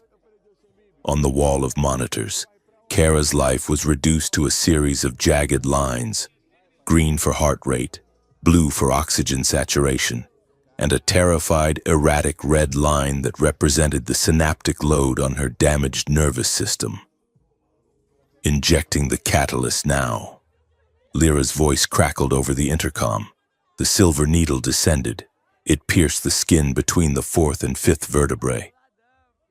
Kara's body jerked against the leather restraints. It was a violent, spasming arch that lifted her chest off the table. Jace slammed his fist against the glass. "Easy," Lyra hissed to herself. "Integrate! Come on, integrate!" The monitors went wild. The red line spiked so high it vanished off the top of the scale, then plummeted straight down. Flatline. Jace felt his heart stop. The green line, her heart, was faltering. The machine let out a high, singular tone that cut through the room like a knife. "She is crashing," Jace shouted, his voice muffled by the glass. "Lyra! Do not come in here!" Lyra yelled back, not looking up. The cybersurgeon's hands were flying across a holographic interface. "Rebooting the neural bridge," Lyra muttered, rerouting power from the chair's core to the biological host. "Clear!" She triggered a pulse. A visible shockwave of blue light rippled through the nanites in Kara's spine. For 3 seconds, nothing happened. The flatline screamed. Jace gripped the handle of the door, ready to break the seal, ready to run in there and do what? He was a mechanic. He fixed lifts.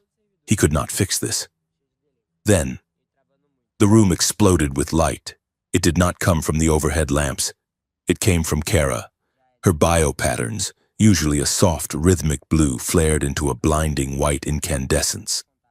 The light was so intense it cast harsh shadows against the walls. And with the light came the sound. A roar filled the clinic, not a mechanical sound, but a memory. It was the sound of a scream, layered over the blast of a sonic weapon. Above the operating table, the clinic's diagnostic projectors glitched. They caught the overflow data pouring out of Kara's waking nervous system and threw it into the air. A hologram materialized in the center of the room. It was jagged, distorted, and red. It showed a conference table. It showed faces, Lyrian nobles in high collars, human men in dark suits. It showed a hand slamming down on a table, and then a wave of force rippling out. Jace stared, frozen. He was seeing the crime.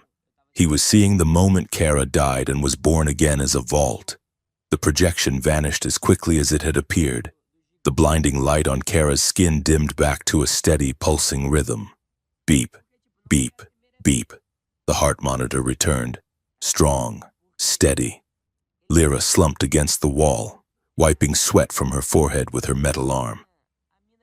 "Stable," she wheezed. "Neural bridge active. Integration at 80%. She looked at the glass and gave Jace a thumbs up. Jace let out a breath that was half sob. He fumbled with the door latch, his hands shaking so badly he could barely work the mechanism. He stumbled into the room, the smell of ozone and burnt antiseptic hitting him hard. He ran to the side of the table. Kara lay still. Her eyes were closed. Her skin was damp with sweat, the biopatterns pulsing slowly. "Kara?" Jace whispered. He reached out but stopped. He was afraid to touch her, afraid he would break the fragile new connections Lyra had just woven. Lyra walked over, checking the readouts. "She is under heavy sedation," Lyra said. "But the nanites are fast. She should be waking up in now." Kara's eyelids fluttered. She let out a low, groggy moan. Jace leaned in close. "I am here. You are okay." Violet eyes opened. They were unfocused, hazy with drugs and pain. She looked at the ceiling, then slowly, painfully, rolled her eyes toward him. "Jace?" she whispered. Her voice was a wreck, dry and cracked. "Yeah," Jace said, choking on the word. "It is me." She stared at him. Then, a frown creased her forehead. She looked down at her hands, which were strapped to the sides of the table. She focused, her face twisted in concentration. Nothing moved. Her hands remained lifeless. Jace felt a stone drop in his stomach. Lyra had said 40% chance of survival. She hadn't promised it would work. "It failed," Kara whispered, a tear slipping from the corner of her eye. "I am still silent." "No," Jace said quickly. "Give it time." Lyra said, then he saw it. It was tiny, a tremor, a twitch of the index finger on her right hand. Jace froze. "Do that again." "What?" "Move your finger," Jace commanded. "Try." Kara squeezed her eyes shut. She gritted her teeth. The finger twitched again. Then the middle finger joined it, a spasm of movement. Jace reached out and wrapped his hand around hers. He squeezed, firmly. "Can you feel that?" he asked. Kara's eyes flew open. Her breath hitched in her throat. She looked at their joined hands. She looked at Jace. "Pressure," she gasped. "What? I feel pressure," she sobbed. "It is faint, like it is happening to someone else, far away. But I feel it. I know where your hand is." Tears spilled over, running down her temples into her hair. "I can feel you holding me," she cried. Jace laughed, tears blurring his own vision. He lifted her hand, her limp, heavy hand, and pressed it against his cheek. "I am holding you," he said fiercely. "I have got you." Lyra stepped back, giving them space, a rare look of softness on her scarred face. "Let the nanites finish the calibration," she said quietly. "The sensation is going to ramp up fast." She was right. Over the next hour, the recovery was a chaotic, overwhelming flood. Lyra undid the restraints and helped Jace prop Kara up against a mountain of pillows. The return of sensation was not a smooth fade-in. It was a violent storm. "It is burning," Kara hissed, gripping the sheets with her newfound clumsy strength. "My legs feel like they are packed in ice. My arms are full of needles." "It is the nerves waking up," Jace said, sitting on the edge of the bed. He had a bowl of cool water and a cloth. "Here." He wiped her face. Kara flinched away from the cloth. "Too rough," she gasped. "It feels like sandpaper." Jace pulled back. "Sorry, I am sorry, everything is too loud," she said, breathing hard. "My skin is screaming."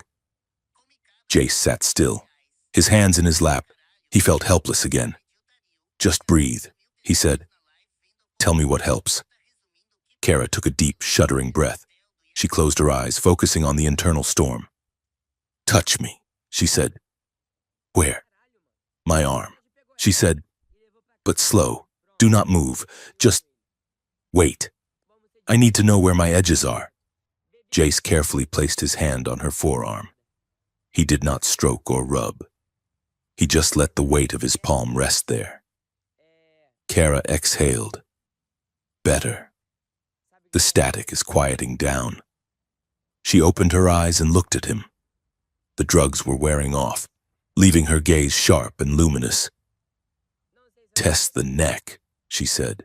Jace hesitated. That was intimate territory. "Are you sure?"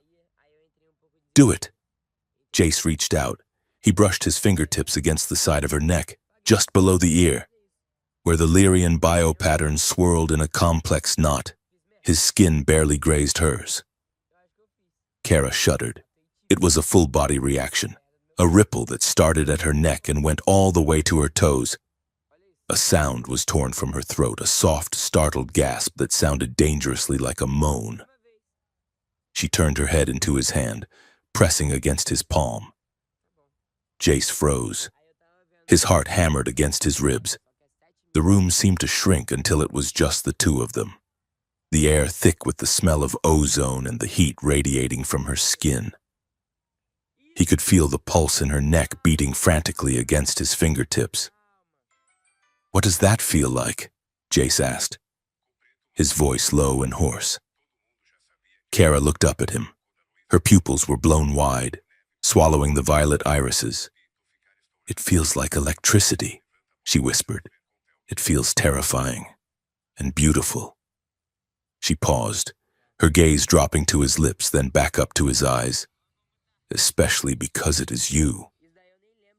Jace felt his resolve crumbling. He had spent weeks playing the role of the dutiful guardian, the asexual caretaker, the mechanic fixing a machine. But she wasn't a machine. She was a woman who was looking at him with raw, undisguised hunger. He moved his other hand to cup her face. He held her there, his thumbs brushing the high ridges of her cheekbones. "I have been fighting this," Jace admitted, his voice rough. "Since the first night." since I pulled you out of that intake zone. Fighting what? She breathed. Wanting you, he said. Wanting to be more than just the guy who charges your batteries. He leaned in. He gave her every chance to pull away, to tell him to stop. She didn't. She tilted her chin up, her lips parting slightly. Jace pressed a kiss to her forehead. Her skin was hot, vibrating with the nanotech. He moved down, pressing a kiss to her temple, then her cheekbone. He felt her hands, her moving, feeling hands, come up to grip his wrists. Her grip was weak, trembling, but she held on to him. He stopped just shy of her mouth. He hovered there, sharing her breath. The restraint was agony. It made the desire burn hotter, a physical ache in his chest. Jace, she whispered. Please. He was about to close the distance, to finally cross the line, when Kara shifted her weight. She tried to lean forward to meet him, but her core muscles were still misfiring, the nanites struggling to coordinate the complex signals of balance. Instead of a graceful lean, she jerked violently to the left. The hover chair, which Lyra had re-engaged in low-power mode, overcompensated. It swung wildly, the gyroscope whining. Whoa! Jace yelled. He was knocked off balance. He flailed, grabbing at the mattress, but Kara tumbled forward, falling out of the pillows and landing heavily on top of him. They collapsed into a heap of tangled limbs and medical tubing. Jace landed on his back on the floor, with Kara draped across his chest. For a second, there was silence. Then, Jace groaned. Are you okay? He asked, winded. Kara was shaking against his chest. He thought she was crying again. He lifted his head in panic. Kara? She lifted her face. She was laughing. She was laughing so hard she couldn't breathe. I have no grace. She gasped. I am a distinct lack of elegance. Jace started to laugh too. The tension broke, shattering into relief. You nearly took my head off, he said, wrapping his arms around her to hold her steady. I was trying to be romantic, she wheezed, resting her chin on his chest. It went poorly. It was perfect, Jace said, grinning up at the ceiling. He held her there, enjoying the weight of her, the warmth of her, the simple fact that she could move enough to fall on him. It was messy. It was ridiculous. It was the most real thing he had ever felt. But the moment could not last. Across the room, Lyra's console began to scream. It wasn't a medical alarm. It was a security alert. Lyra ran back into the room, her red optic eyes spinning. Get up, she shouted. Get her up. What is it? Jace asked, scrambling to sit up and lifting Kara back onto the bed. The nanotech, Lyra spat, typing furiously. I told you it would complete the circuit. When her nervous system woke up, it didn't just restore sensation. It completed the encryption key. Kara went pale. The file. The air above the hover chair shimmered. Suddenly, the hologram from the surgery returned, but this time it was stable. It was huge. It projected a three-dimensional recording of the Valos meeting room. The audio was crystal clear. Terms are acceptable, a Lyrian voice said. 3,000 refugees per quarter, delivered to Black Sun containment, in exchange for the terraforming blockade lift. Agreed, a human voice replied. Sign the accord. The evidence was floating in the middle of the clinic. The faces were identifiable. The crime was undeniable. Turn it off, Kara shouted. It is broadcasting. I cannot. Lyra yelled. It is hardwired into your biosignature, and that is not the worst part. Lyra pointed to the main screen. A pulsing red dot was blinking over their location on the city map. The activation triggered a beacon, Lyra said grimly. A passive tracking signal buried in the file. They know exactly where you are. Who? Jace asked. Everyone, Lyra said. I have a Lyrian warship in low orbit pinging my roof. And Earth security is launching interceptor drones from the precinct 3 blocks away. You have maybe 4 minutes before this place is a crater. Jace grabbed Kara's tunic, helping her pull it closed. Can she travel? Jace asked. She has to, Lyra said. Lyra threw a heavy canvas bag at Jace. Painkillers, stimulants, and a bypass chip for the local grid. Get out of here. Use the subtunnels. What about you? Kara asked, gripping the arms of her chair as Jace powered it up. Lyra pulled a massive, customized shotgun from under the operating table. She racked the slide with her mechanical arm. I have insurance, she said with a sharp grin. And I hate the government. Go! Jace didn't argue. He engaged the chair's hover drive. Hold on, he told Kara. This is going to be rough. They burst out of the clinic's rear airlock just as the first wave of drones descended. The sky above the drowned district was swarming with red lights. Search beams cut through the rain, sweeping over the black water. Down! Jace yelled. He shoved the chair down a rusted ramp toward the water level. The chair skidded, sparks flying as the hover field grazed the metal grating. Overhead, a sleek black drone screamed past, its turbines waking the water. They are tracking the chair's energy signature, Jace shouted over the rain. I can mask it, Kara yelled back. She closed her eyes, her face scrunching in concentration. She wasn't using a keyboard anymore. She was feeling the code. The nanites allowed her to interface directly with the machine. Phantom protocol, she commanded. Scatter the signal. The lights on her chair went dark. The hum of the engine dropped to a whisper. On the drone's sensors above, they would have just vanished into the background noise of the city. Nice trick, Jace panted, running alongside her. He steered them onto a narrow service walkway that ran beneath the maglev tracks. The water below churned, dark and oily. We need to get to higher ground, Kara said. The signal cannot punch through the interference down here. If we want to broadcast the evidence, we need line of sight to the orbital relays. The roof, Jace said. The transit hub tower. It is the highest point in the district. They ran. It was a nightmare gauntlet. The city was waking up to hunt them. At a locked security gate, Jace fumbled for his tools. Too slow, Kara shouted. She reached out with her mind, pushing against the digital lock. The gate sparked and flew open. Left, she directed. They sprinted through the labyrinth of pipes and tunnels. When a squad of private security contractors blocked the intersection ahead, Jace didn't slow down. Override traffic control, Jace yelled. On it! Kara's eyes glowed. Above the intersection, the traffic lights turned green in all 4 directions simultaneously.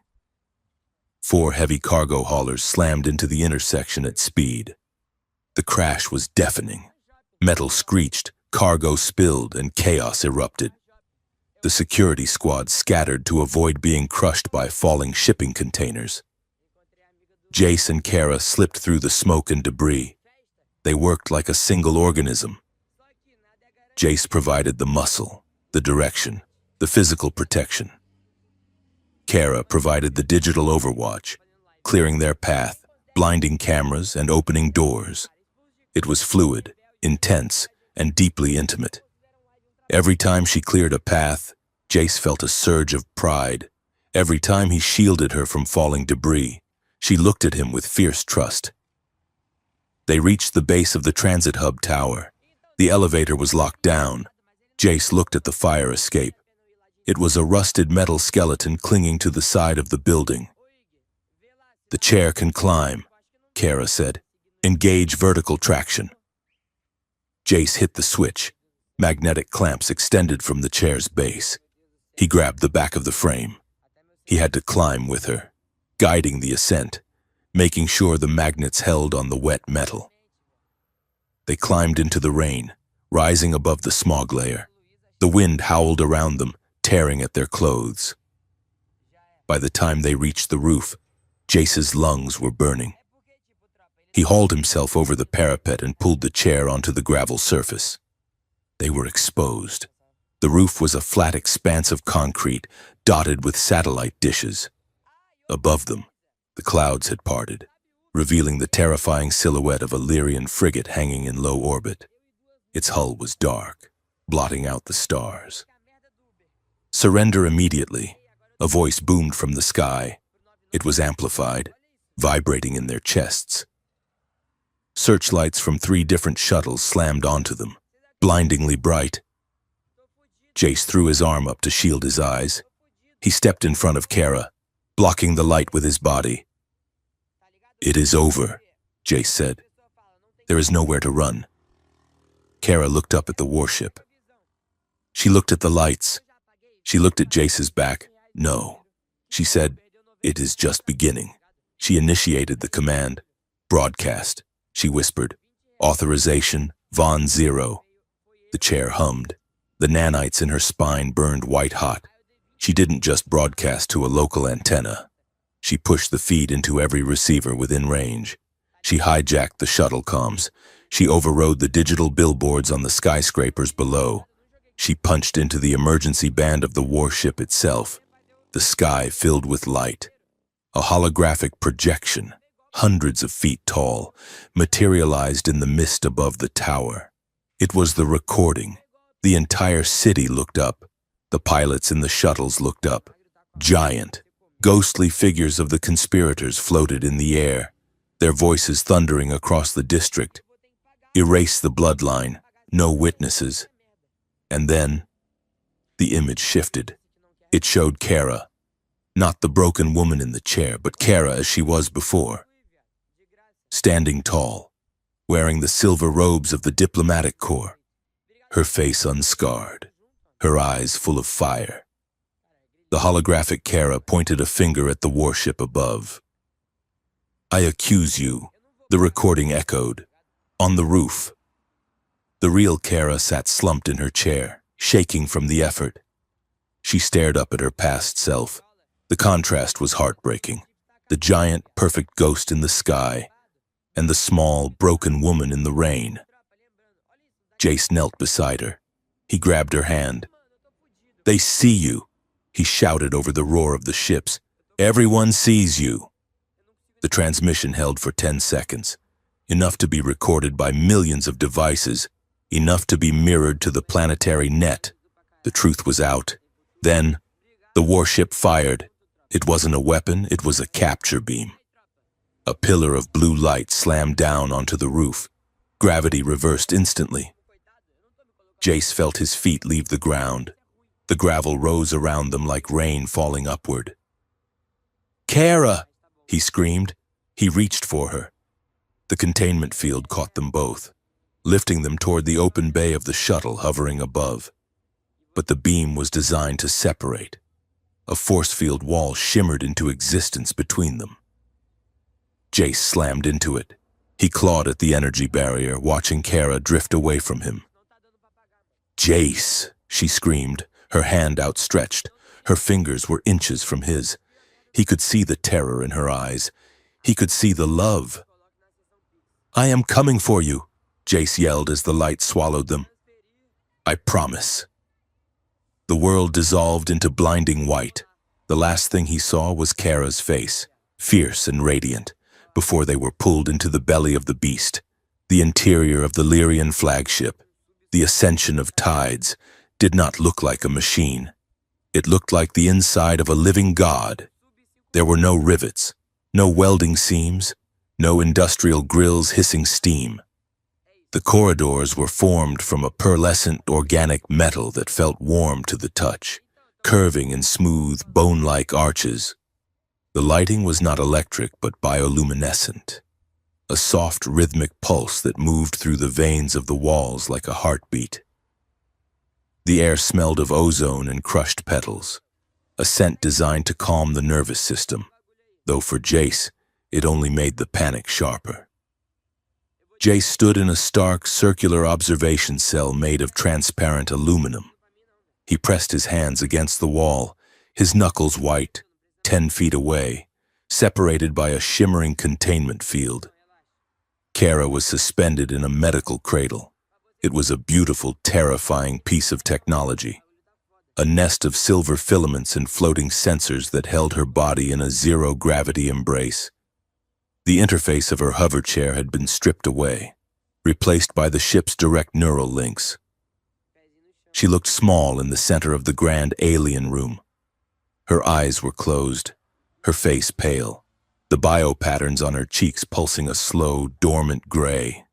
The door to Jace's cell hissed open. He spun around, fists raised. A tall Lyrian male entered. He wore the high, stiff collar of the ruling council, his robes shimmering with digital embroidery. This was High Counselor Valeric.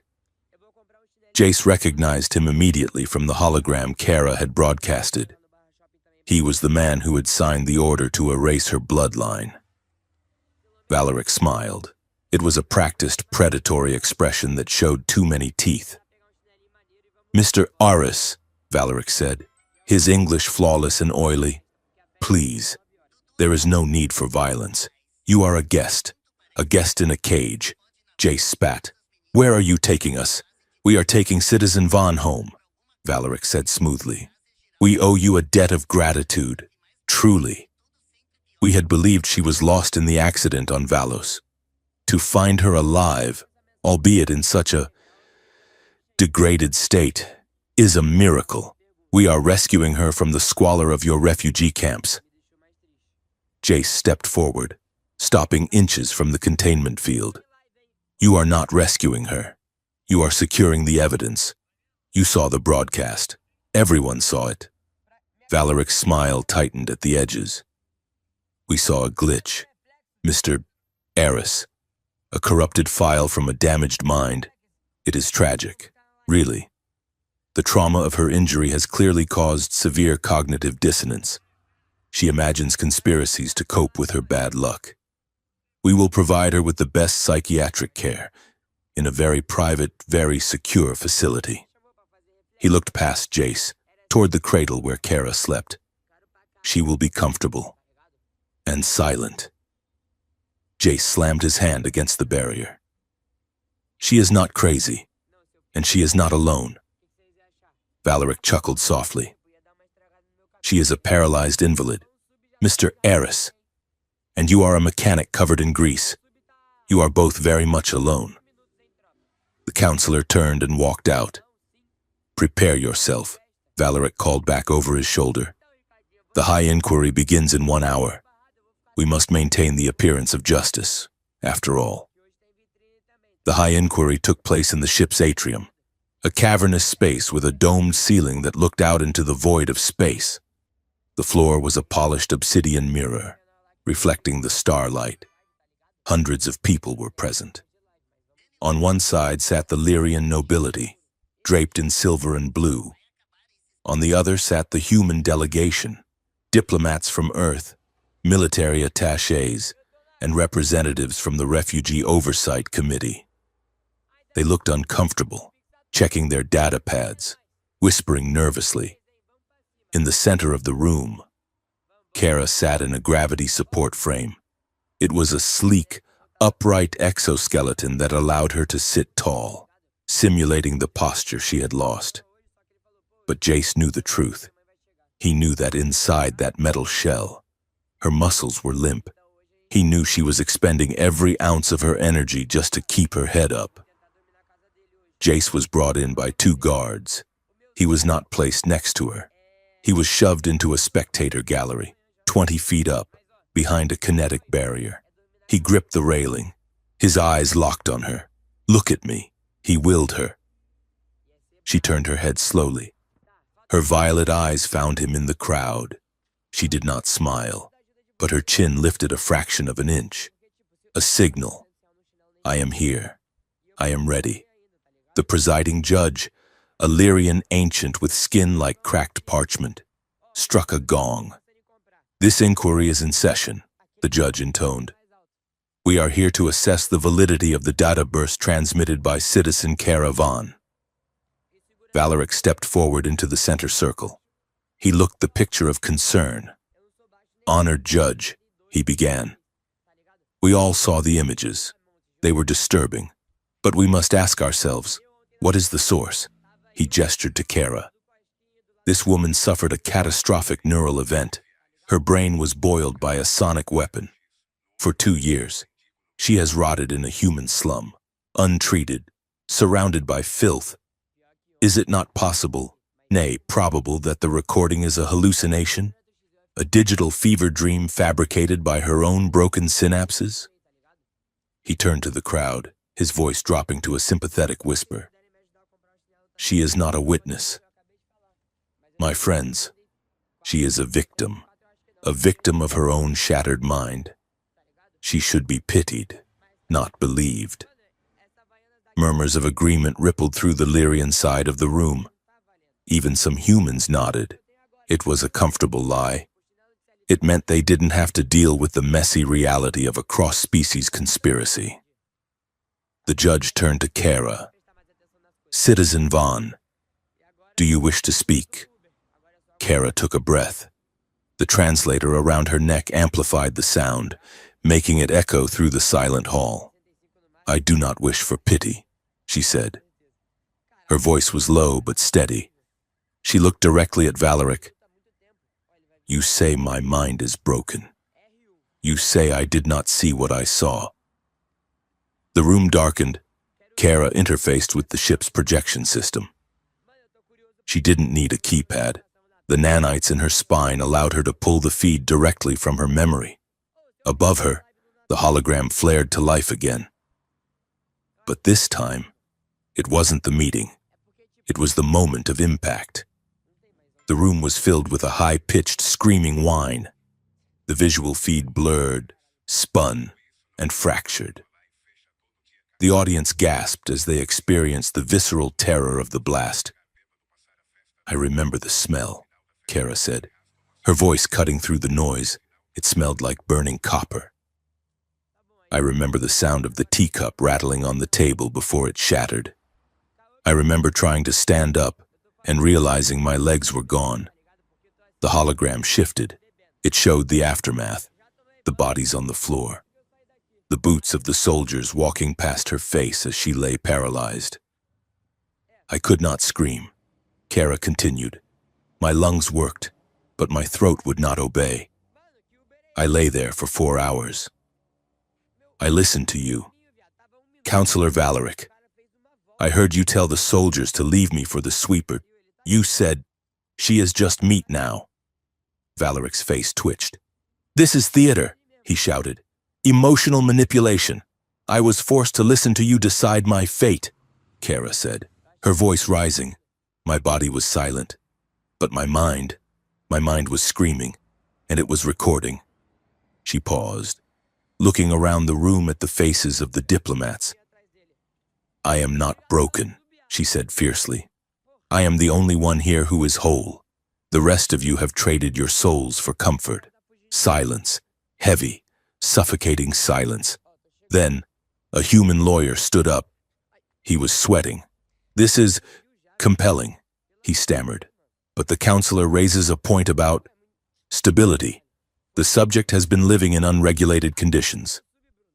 Her guardian," he gestured vaguely toward Jace, "is a low-level mechanic with no clearance.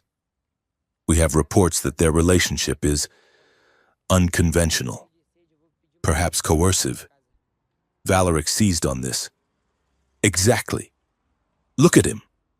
He pointed a finger at the gallery. "Jace Aris, a scavenger, a man who bought a helpless alien woman for the price of a used hover car. Are we to believe his intentions were noble?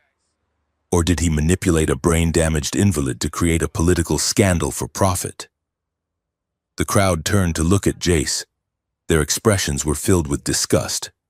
They saw a predator, a pervert who took advantage of a cripple. Jace felt the heat rise in his neck. He felt the shame trying to take root, the same shame he had felt in the dark of his apartment when he almost kissed her. But then he looked at Kara. She wasn't looking at the crowd. She was looking at him, Her eyes were wide, fearful not for herself but for him. She was afraid he would break. Jace gripped the railing. "That is a lie," Jace shouted, and guards moved toward him. "Silence the human," Valeric ordered. "I said that is a lie," Jace roared. "Jace!" Kara's voice rang out, amplified by the ship's speakers. "Let him speak." She turned her head to the judge. "He is my guardian," she stated. "By Earth law and Lyrian custom. If you put me on trial, you put him on trial. I demand he be heard." The judge hesitated, then nodded. "Let the human speak." Briefly. The guards stepped back. Though they kept their stun batons raised, Jace stood at the railing. He looked down at the sea of faces, the aliens who thought he was a savage, the humans who thought he was a deviant. He looked at Valeric. "You want to know my intentions?" Jace asked, his voice shaking with adrenaline. "You think I bought her?" He laughed, a harsh, jagged sound. "I didn't buy her. I paid a fee to stop men like you from throwing her in a garbage compactor." He gripped the rail tighter.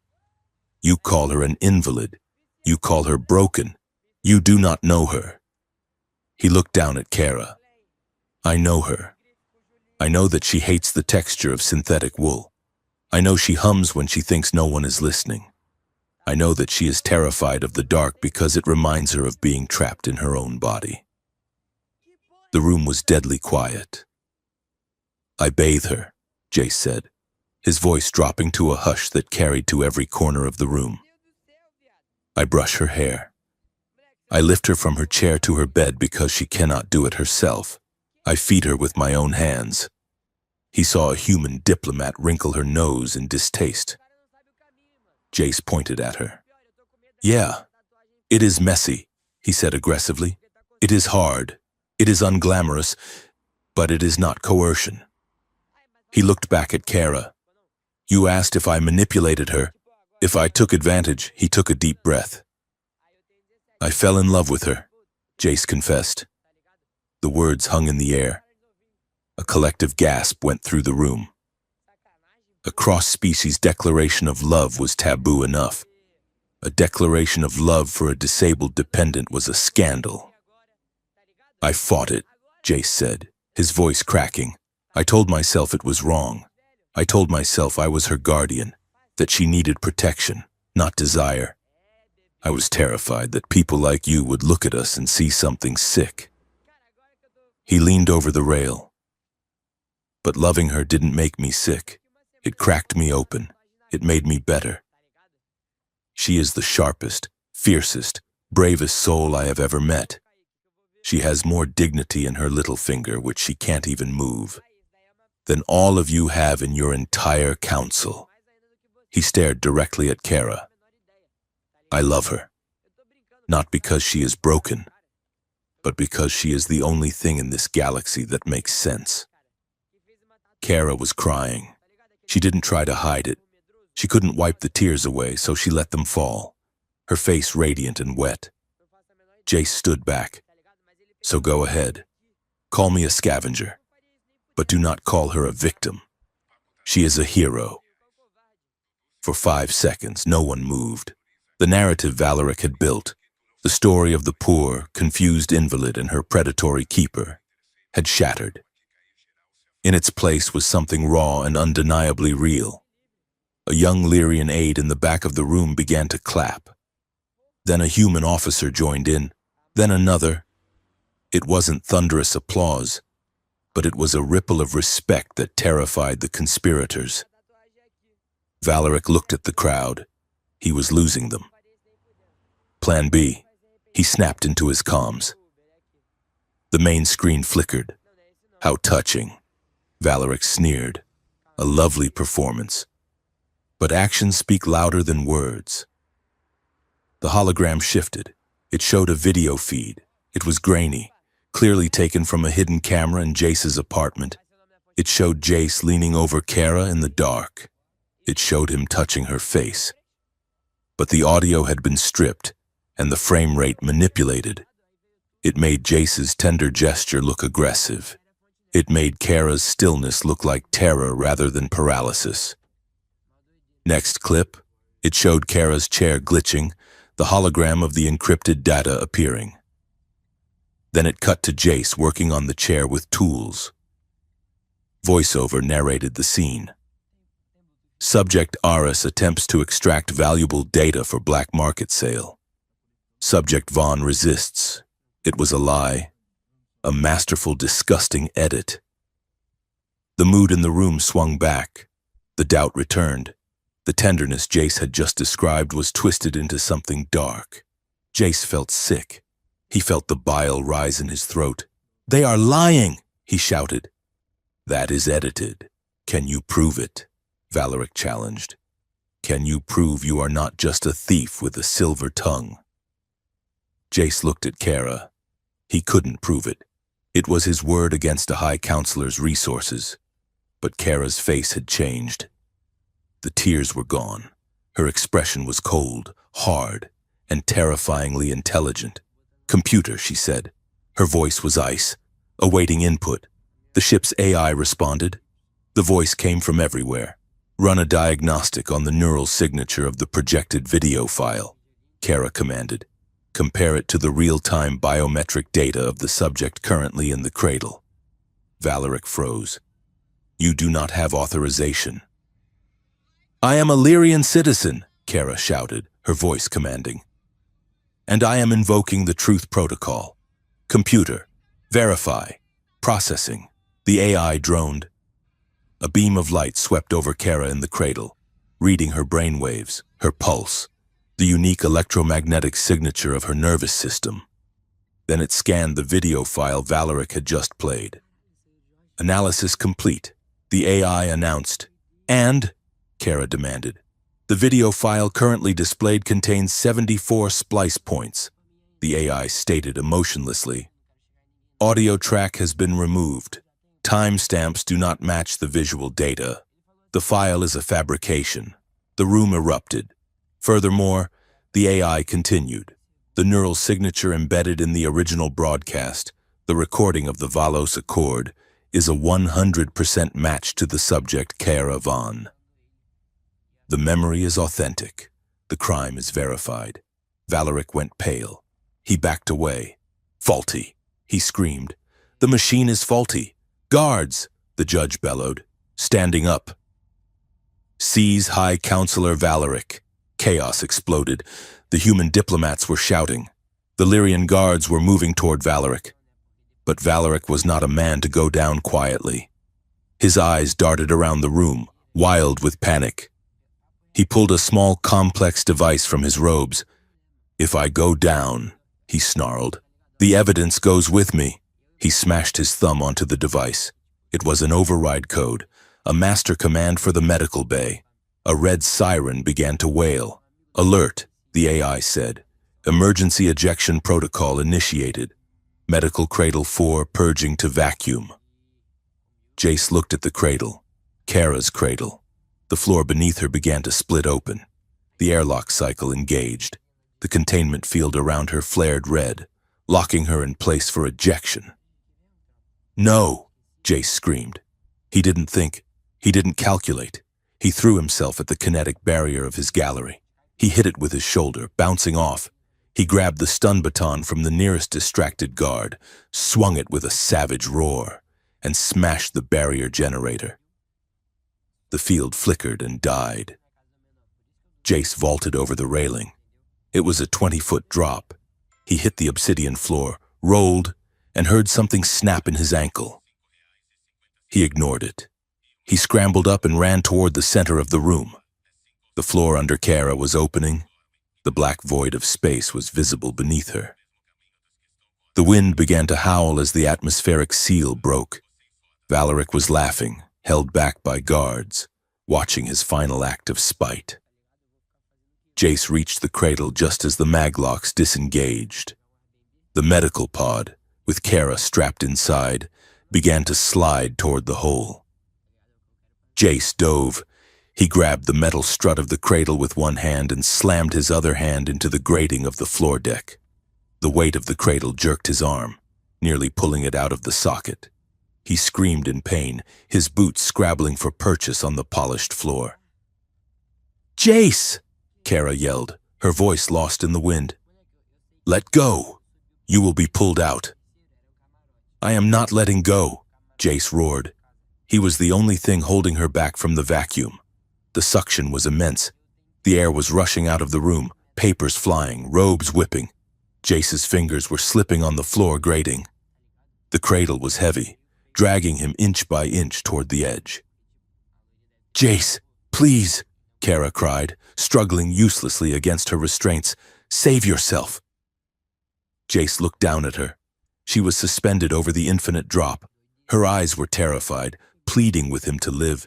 "If you go, I go," he yelled down at her. He locked his eyes with hers. "I go where you go, Kara, always." He felt his grip failing. His fingers were numb. He closed his eyes, preparing for the drop, preparing to die holding her. Then, strong hands grabbed his belt. More hands grabbed his legs. He looked back. It was the young Lyrian aide who had clapped, and a human soldier, and 2 guards. "Heave!" the soldier shouted. They pulled, together. They dragged Jace backward. They dragged the cradle up from the lip of the abyss. With a final grinding screech, the cradle cleared the airlock doors. "Seal it!" someone shouted. The floor panels slammed shut. The wind died. The silence returned, heavy and ringing. Jace collapsed on the floor, gasping for air. He was still gripping the strut of the cradle so hard his hand was cramped into a claw. Kara was shaking. The restraints on the cradle disengaged. She didn't wait for help. She threw her body forward, using the momentum to tumble out of the medical nest. She hit the floor next to him, a tangle of limbs that wouldn't work right. Jace scrambled over to her. "Kara," he choked out. She dragged herself toward him, her arms weak but desperate. "You idiot," she sobbed. "You absolute idiot." She buried her face in his neck. Jace wrapped his arms around her, crushing her to him. He buried his face in her hair, smelling the ozone and the fear. He was laughing, he was crying, he didn't know which. "I got you," he whispered, rocking her back and forth on the obsidian floor. "I got you." Across the room, Valeric was being dragged away in shackles, screaming about treason. The judge looked on, his face grim. The human diplomats were calling Earth Command. But in the center of the room, on the cold floor, the mechanic and the diplomat clung to each other. "They pushed us," Kara whispered against his chest, her voice trembling. "Yeah," Jace said, pressing his forehead to hers, closing his eyes against the sting of tears. "But we pushed back." The galaxy did not change in a day, but the silence that followed the broadcast on the rooftop felt heavy enough to shift the orbit of planets. In the weeks following the trial on the ascension of tides, the political landscape of 2 civilizations fractured and reformed with violent speed. The image of Kara, half paralyzed, wet with rain, glaring up at the warship with the ferocity of a trapped star, became inescapable. It was plastered on the holographic billboards of Los Angeles, scrolled across the data streams of the Lyrian homeworld, and spray-painted in bioluminescent graffiti on the hulls of transport freighters. She had become a symbol, the broken witness, the woman who held the line. The conspirators fell like dominoes. High Counselor Valeric's arrest triggered a cascade of confessions. The illegal pact was dissolved, and the Black Sun paramilitary group was declared a terrorist organization by a joint Earth-Lyrian Emergency Council. But for Jace and Kara, the noise of the revolution was a distant hum. Their war had moved from the rooftops to a quiet, sterile medical suite in the diplomatic wing of the flagship. Kara sat in her chair, now repaired, cleaned, and humming with a stable power core. Across from her sat a panel of Earth's top neurosurgeons and Lyrian gene weavers.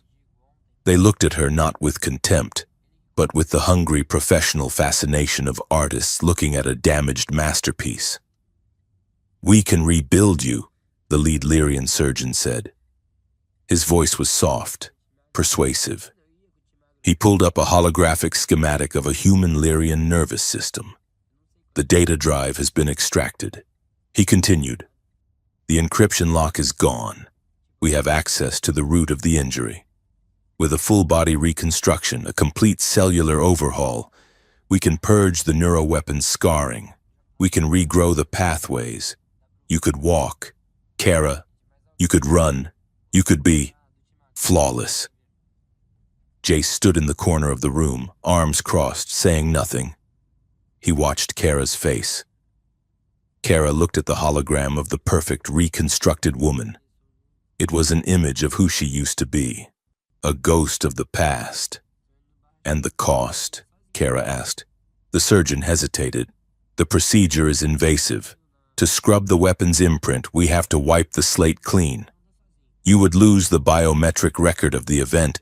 You would no longer be the living evidence. You would just be Kara Vaughn." Kara nodded slowly. She looked at her hands, which lay in her lap, twitching slightly with the partial sensation Lyra's rough field surgery had restored. "Thank you," she said. "I will consider it." That night, the silence in Kara's quarters was thick and restless. The room was vast, far removed from Jace's cramped apartment or the dripping walls of the drowned district. One wall was a transparent viewport looking out at the curve of Earth, glowing blue and white against the dark. Jace sat on the floor near her chair, leaning back against the wall. He was cleaning his fingernails with a multi-tool, a nervous habit he couldn't break. Kara was watching the planet spin. "They want to erase it," Kara said softly. Jace didn't look up. "Erase what?" "The history," she said. "If they fix me, if they make me perfect again, the scar is gone. I become palatable, a nice, healed victim who can be trotted out at galas. Look, we fixed her. The system works." She turned her chair to face him. The servo motors whirred quietly. "But Jace, the idea of it," her voice cracked, "the idea of standing up, of walking across this room to you without this machine, of feeling the floor under my feet. It is a hunger. Jace, it burns me. I lie awake at night imagining it." Jace put the tool down. He looked at her. "Kara," he said gently. She closed her eyes, tilting her head back against the headrest. "I want to touch you," she whispered. "I mean really touch you. I want to reach out and grab your shirt and pull you in without having to calibrate a motor or pray my fingers do not spasm. I want to be the woman in that hologram." She laughed, a dark, brittle sound. "But then I think, if I erase the damage, do I erase the truth? I am a symbol now. People look at this chair and they see resistance. If I walk out of that surgery perfect, do I betray them? Do I betray the ones who cannot be fixed?"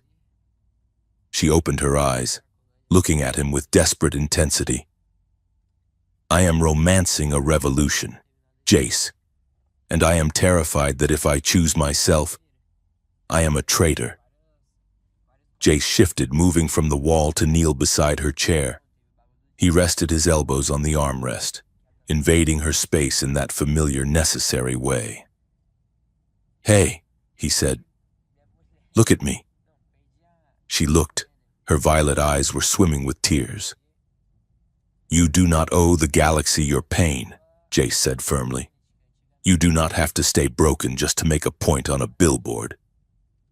He took a breath, his expression shifting from protective to something more vulnerable. "But can I be selfish? For a second?" "Please," she said. "I am terrified of that surgery," Jace admitted. His voice was rough. "Why?" "Because they said it is a complete overhaul," he said. "They scrubbed the trauma, they scrubbed the nerves. What if they scrub the rest of you? What if you wake up and you are perfect, but you are not? You?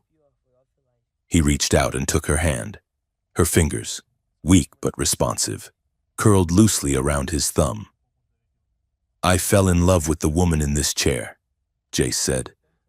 I fell in love with the grit, with the dark humor, with the way you fight for every inch of dignity. He lifted her hand. He turned it over, exposing the pale, sensitive skin of her inner wrist. I do not want a perfect stranger. Kara, I want you alive, and I want you here. He leaned down and pressed his lips to her knuckles. The contact was electric. Kara gasped, her fingers twitching against his cheek. He moved his mouth to her wrist, right over the pulse point where the bio-pattern swirled. He kissed her there, slow and reverent. Then he moved up, pressing a lingering kiss to the soft skin of her inner forearm. He felt her shiver. It wasn't the cold, rattling shiver of the intake zone. It was a wave of heat, of restored sensation flooding through nerves that were waking up to the concept of pleasure. You feel that? Jace murmured against her skin. Yes, she breathed. It feels like sunlight. Jace looked up at her. His eyes were dark, serious. You choose what you want. Kara. Walk, roll, fly. I do not care. Just stay with me. Kara looked at him. She looked at the man who had bathed her, fought for her, and nearly died for her. She realized that perfection was a lonely ambition. She made her choice the next morning.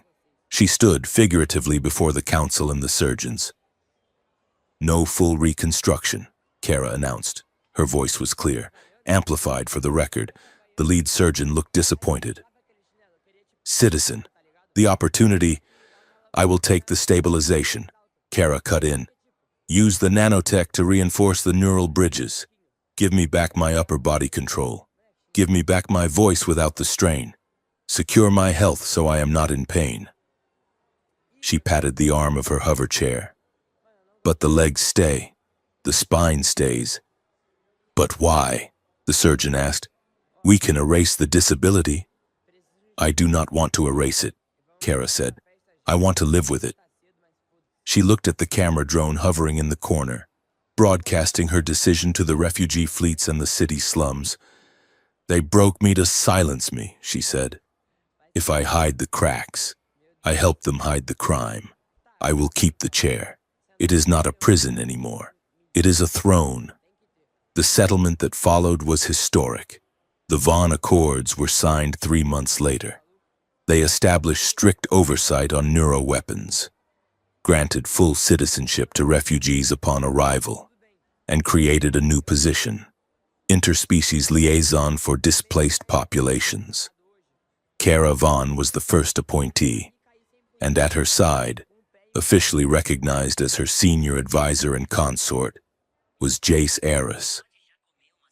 The title of consort caused a scandal in the high courts of Lyrian and a tabloid frenzy on Earth. People didn't know what to make of them. A high-caste alien diplomat and a human grease monkey. A woman in a hover chair and a man who walked with a slight limp from a healed ankle fracture. They were messy. They were visibly imperfect. And they were inseparable. 6 months later, life had found a new, strange rhythm. They were stationed on the Unity, a massive orbital habitat built at the Lagrange point between Earth and the Moon. It was neutral ground, a place where gravity was adjustable and the air smelled of filtered starlight. Jace walked into the station's biodome, wiping sweat from his forehead. He had spent the morning overseeing the repair of the station's atmospheric scrubbers, a job he didn't have to do, given his rank, but one he refused to give up. He liked the work. It kept him grounded. He found Kara near the center of the garden. She was not in her chair. She was standing.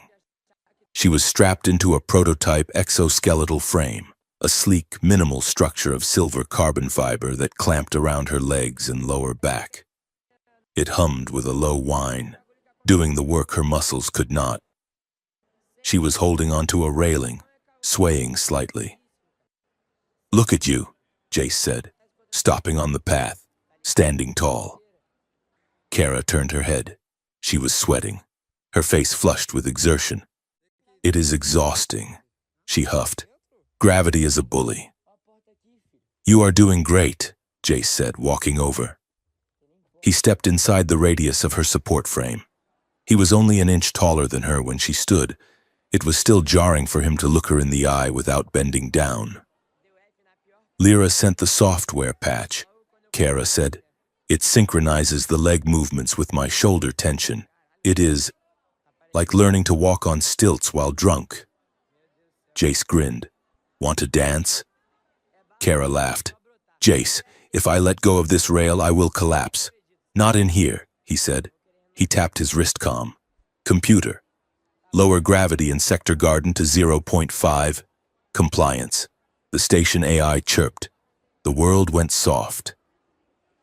Jace felt his stomach lurch pleasantly as his weight dropped by half. The leaves on the trees lifted. Kara gasped as the crushing weight of the exoskeleton vanished. She stood up straighter, the motors whining less. Okay, Jace said, holding out his hands. Trust me. Kara let go of the rail. She didn't fall. The low gravity in the exoframe held her in a suspended equilibrium. She reached out and grabbed Jace's shoulders. He wrapped his arms around her waist, maneuvering around the metal struts of the brace. They shuffled in a slow, awkward circle. I feel ridiculous, Kara muttered, looking down at her mechanized legs. This is not romantic. I sound like a forklift. Jace laughed, pulling her closer. You are the most beautiful forklift I have ever seen. He tried to spin her. It was a mistake. In low gravity, momentum works differently. The spin added too much velocity. Kara's heavy legs swung out, pulling her center of mass wide. Jace tried to correct, but he lost his footing on the mossy path. Whoa! They tipped over. It wasn't a hard fall. It was a slow-motion drift. They tumbled sideways, bouncing off a low hedge and landing in a massive, soft pile of floating bioluminescent petals that had drifted from the canopy above. They landed in a tangle, Jace on his back. Kara sprawled half on, half off him, the exoskeleton locking up with a loud clank. Silence filled the garden for a second. Then Kara started to giggle. It bubbled up from her chest, turning into a full-throated laugh. Jace joined in, shaking petals out of his hair. Smooth heiress, Kara wheezed. Very smooth. I was sweeping you off your feet. Jace defended, grinning. Literally. He looked up at her. She was hovering above him, supported by the petals and the low gravity. Her hair drifted around her face like a dark halo. She looked happy. Not the fierce, burning happiness of the trial, but a soft, easy joy. He reached up and brushed a petal from her cheek. I love you, he said. Kara's smile softened. She leaned down, the motors of her suit humming, and kissed his nose. I know, mechanic. Now help me up before my battery dies and I crush you. That evening, the mood shifted to something quieter, deeper. They were in their private quarters, watching the stars. Kara was back in her chair. She could only tolerate the exoskeleton for an hour a day, and Jace was sitting on the wide armrest behind her. His arms were wrapped around her torso, his chin resting on her shoulder. It was their favorite way to sit. It allowed him to be her anchor, and it allowed her to lean back into him, completely supported. What are you thinking? Jace asked, feeling the rise and fall of her breath. I am thinking about the sanctuary, she said. They had been discussing it for weeks. A plan to use her reparation money to build a permanent colony for the unfixable. For the refugees who, like her, had been discarded because they couldn't work the mines or fight the wars. We should put it on the coast, Kara said dreamily, near the ocean. I want ramps that go all the way into the water. I want sensory rooms for the neurodivergent. I want a place where no one has to apologize for the shape of their body. We will build it, Jace promised. I will fix the plumbing myself. Kara turned her head. Her neck, now strengthened by the therapy, moved smoothly.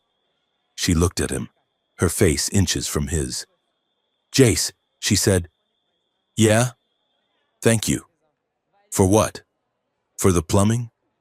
For stopping, she said. Jace frowned, confused. That night in the clinic, she whispered. And the night in your apartment, you stopped. You waited until I could reach back. She shifted in the chair, turning her body as much as the paralysis allowed, bringing her chest against his arm. I am reaching back now. The air in the room changed. The playfulness of the garden was gone, replaced by a heavy, gravitational pull.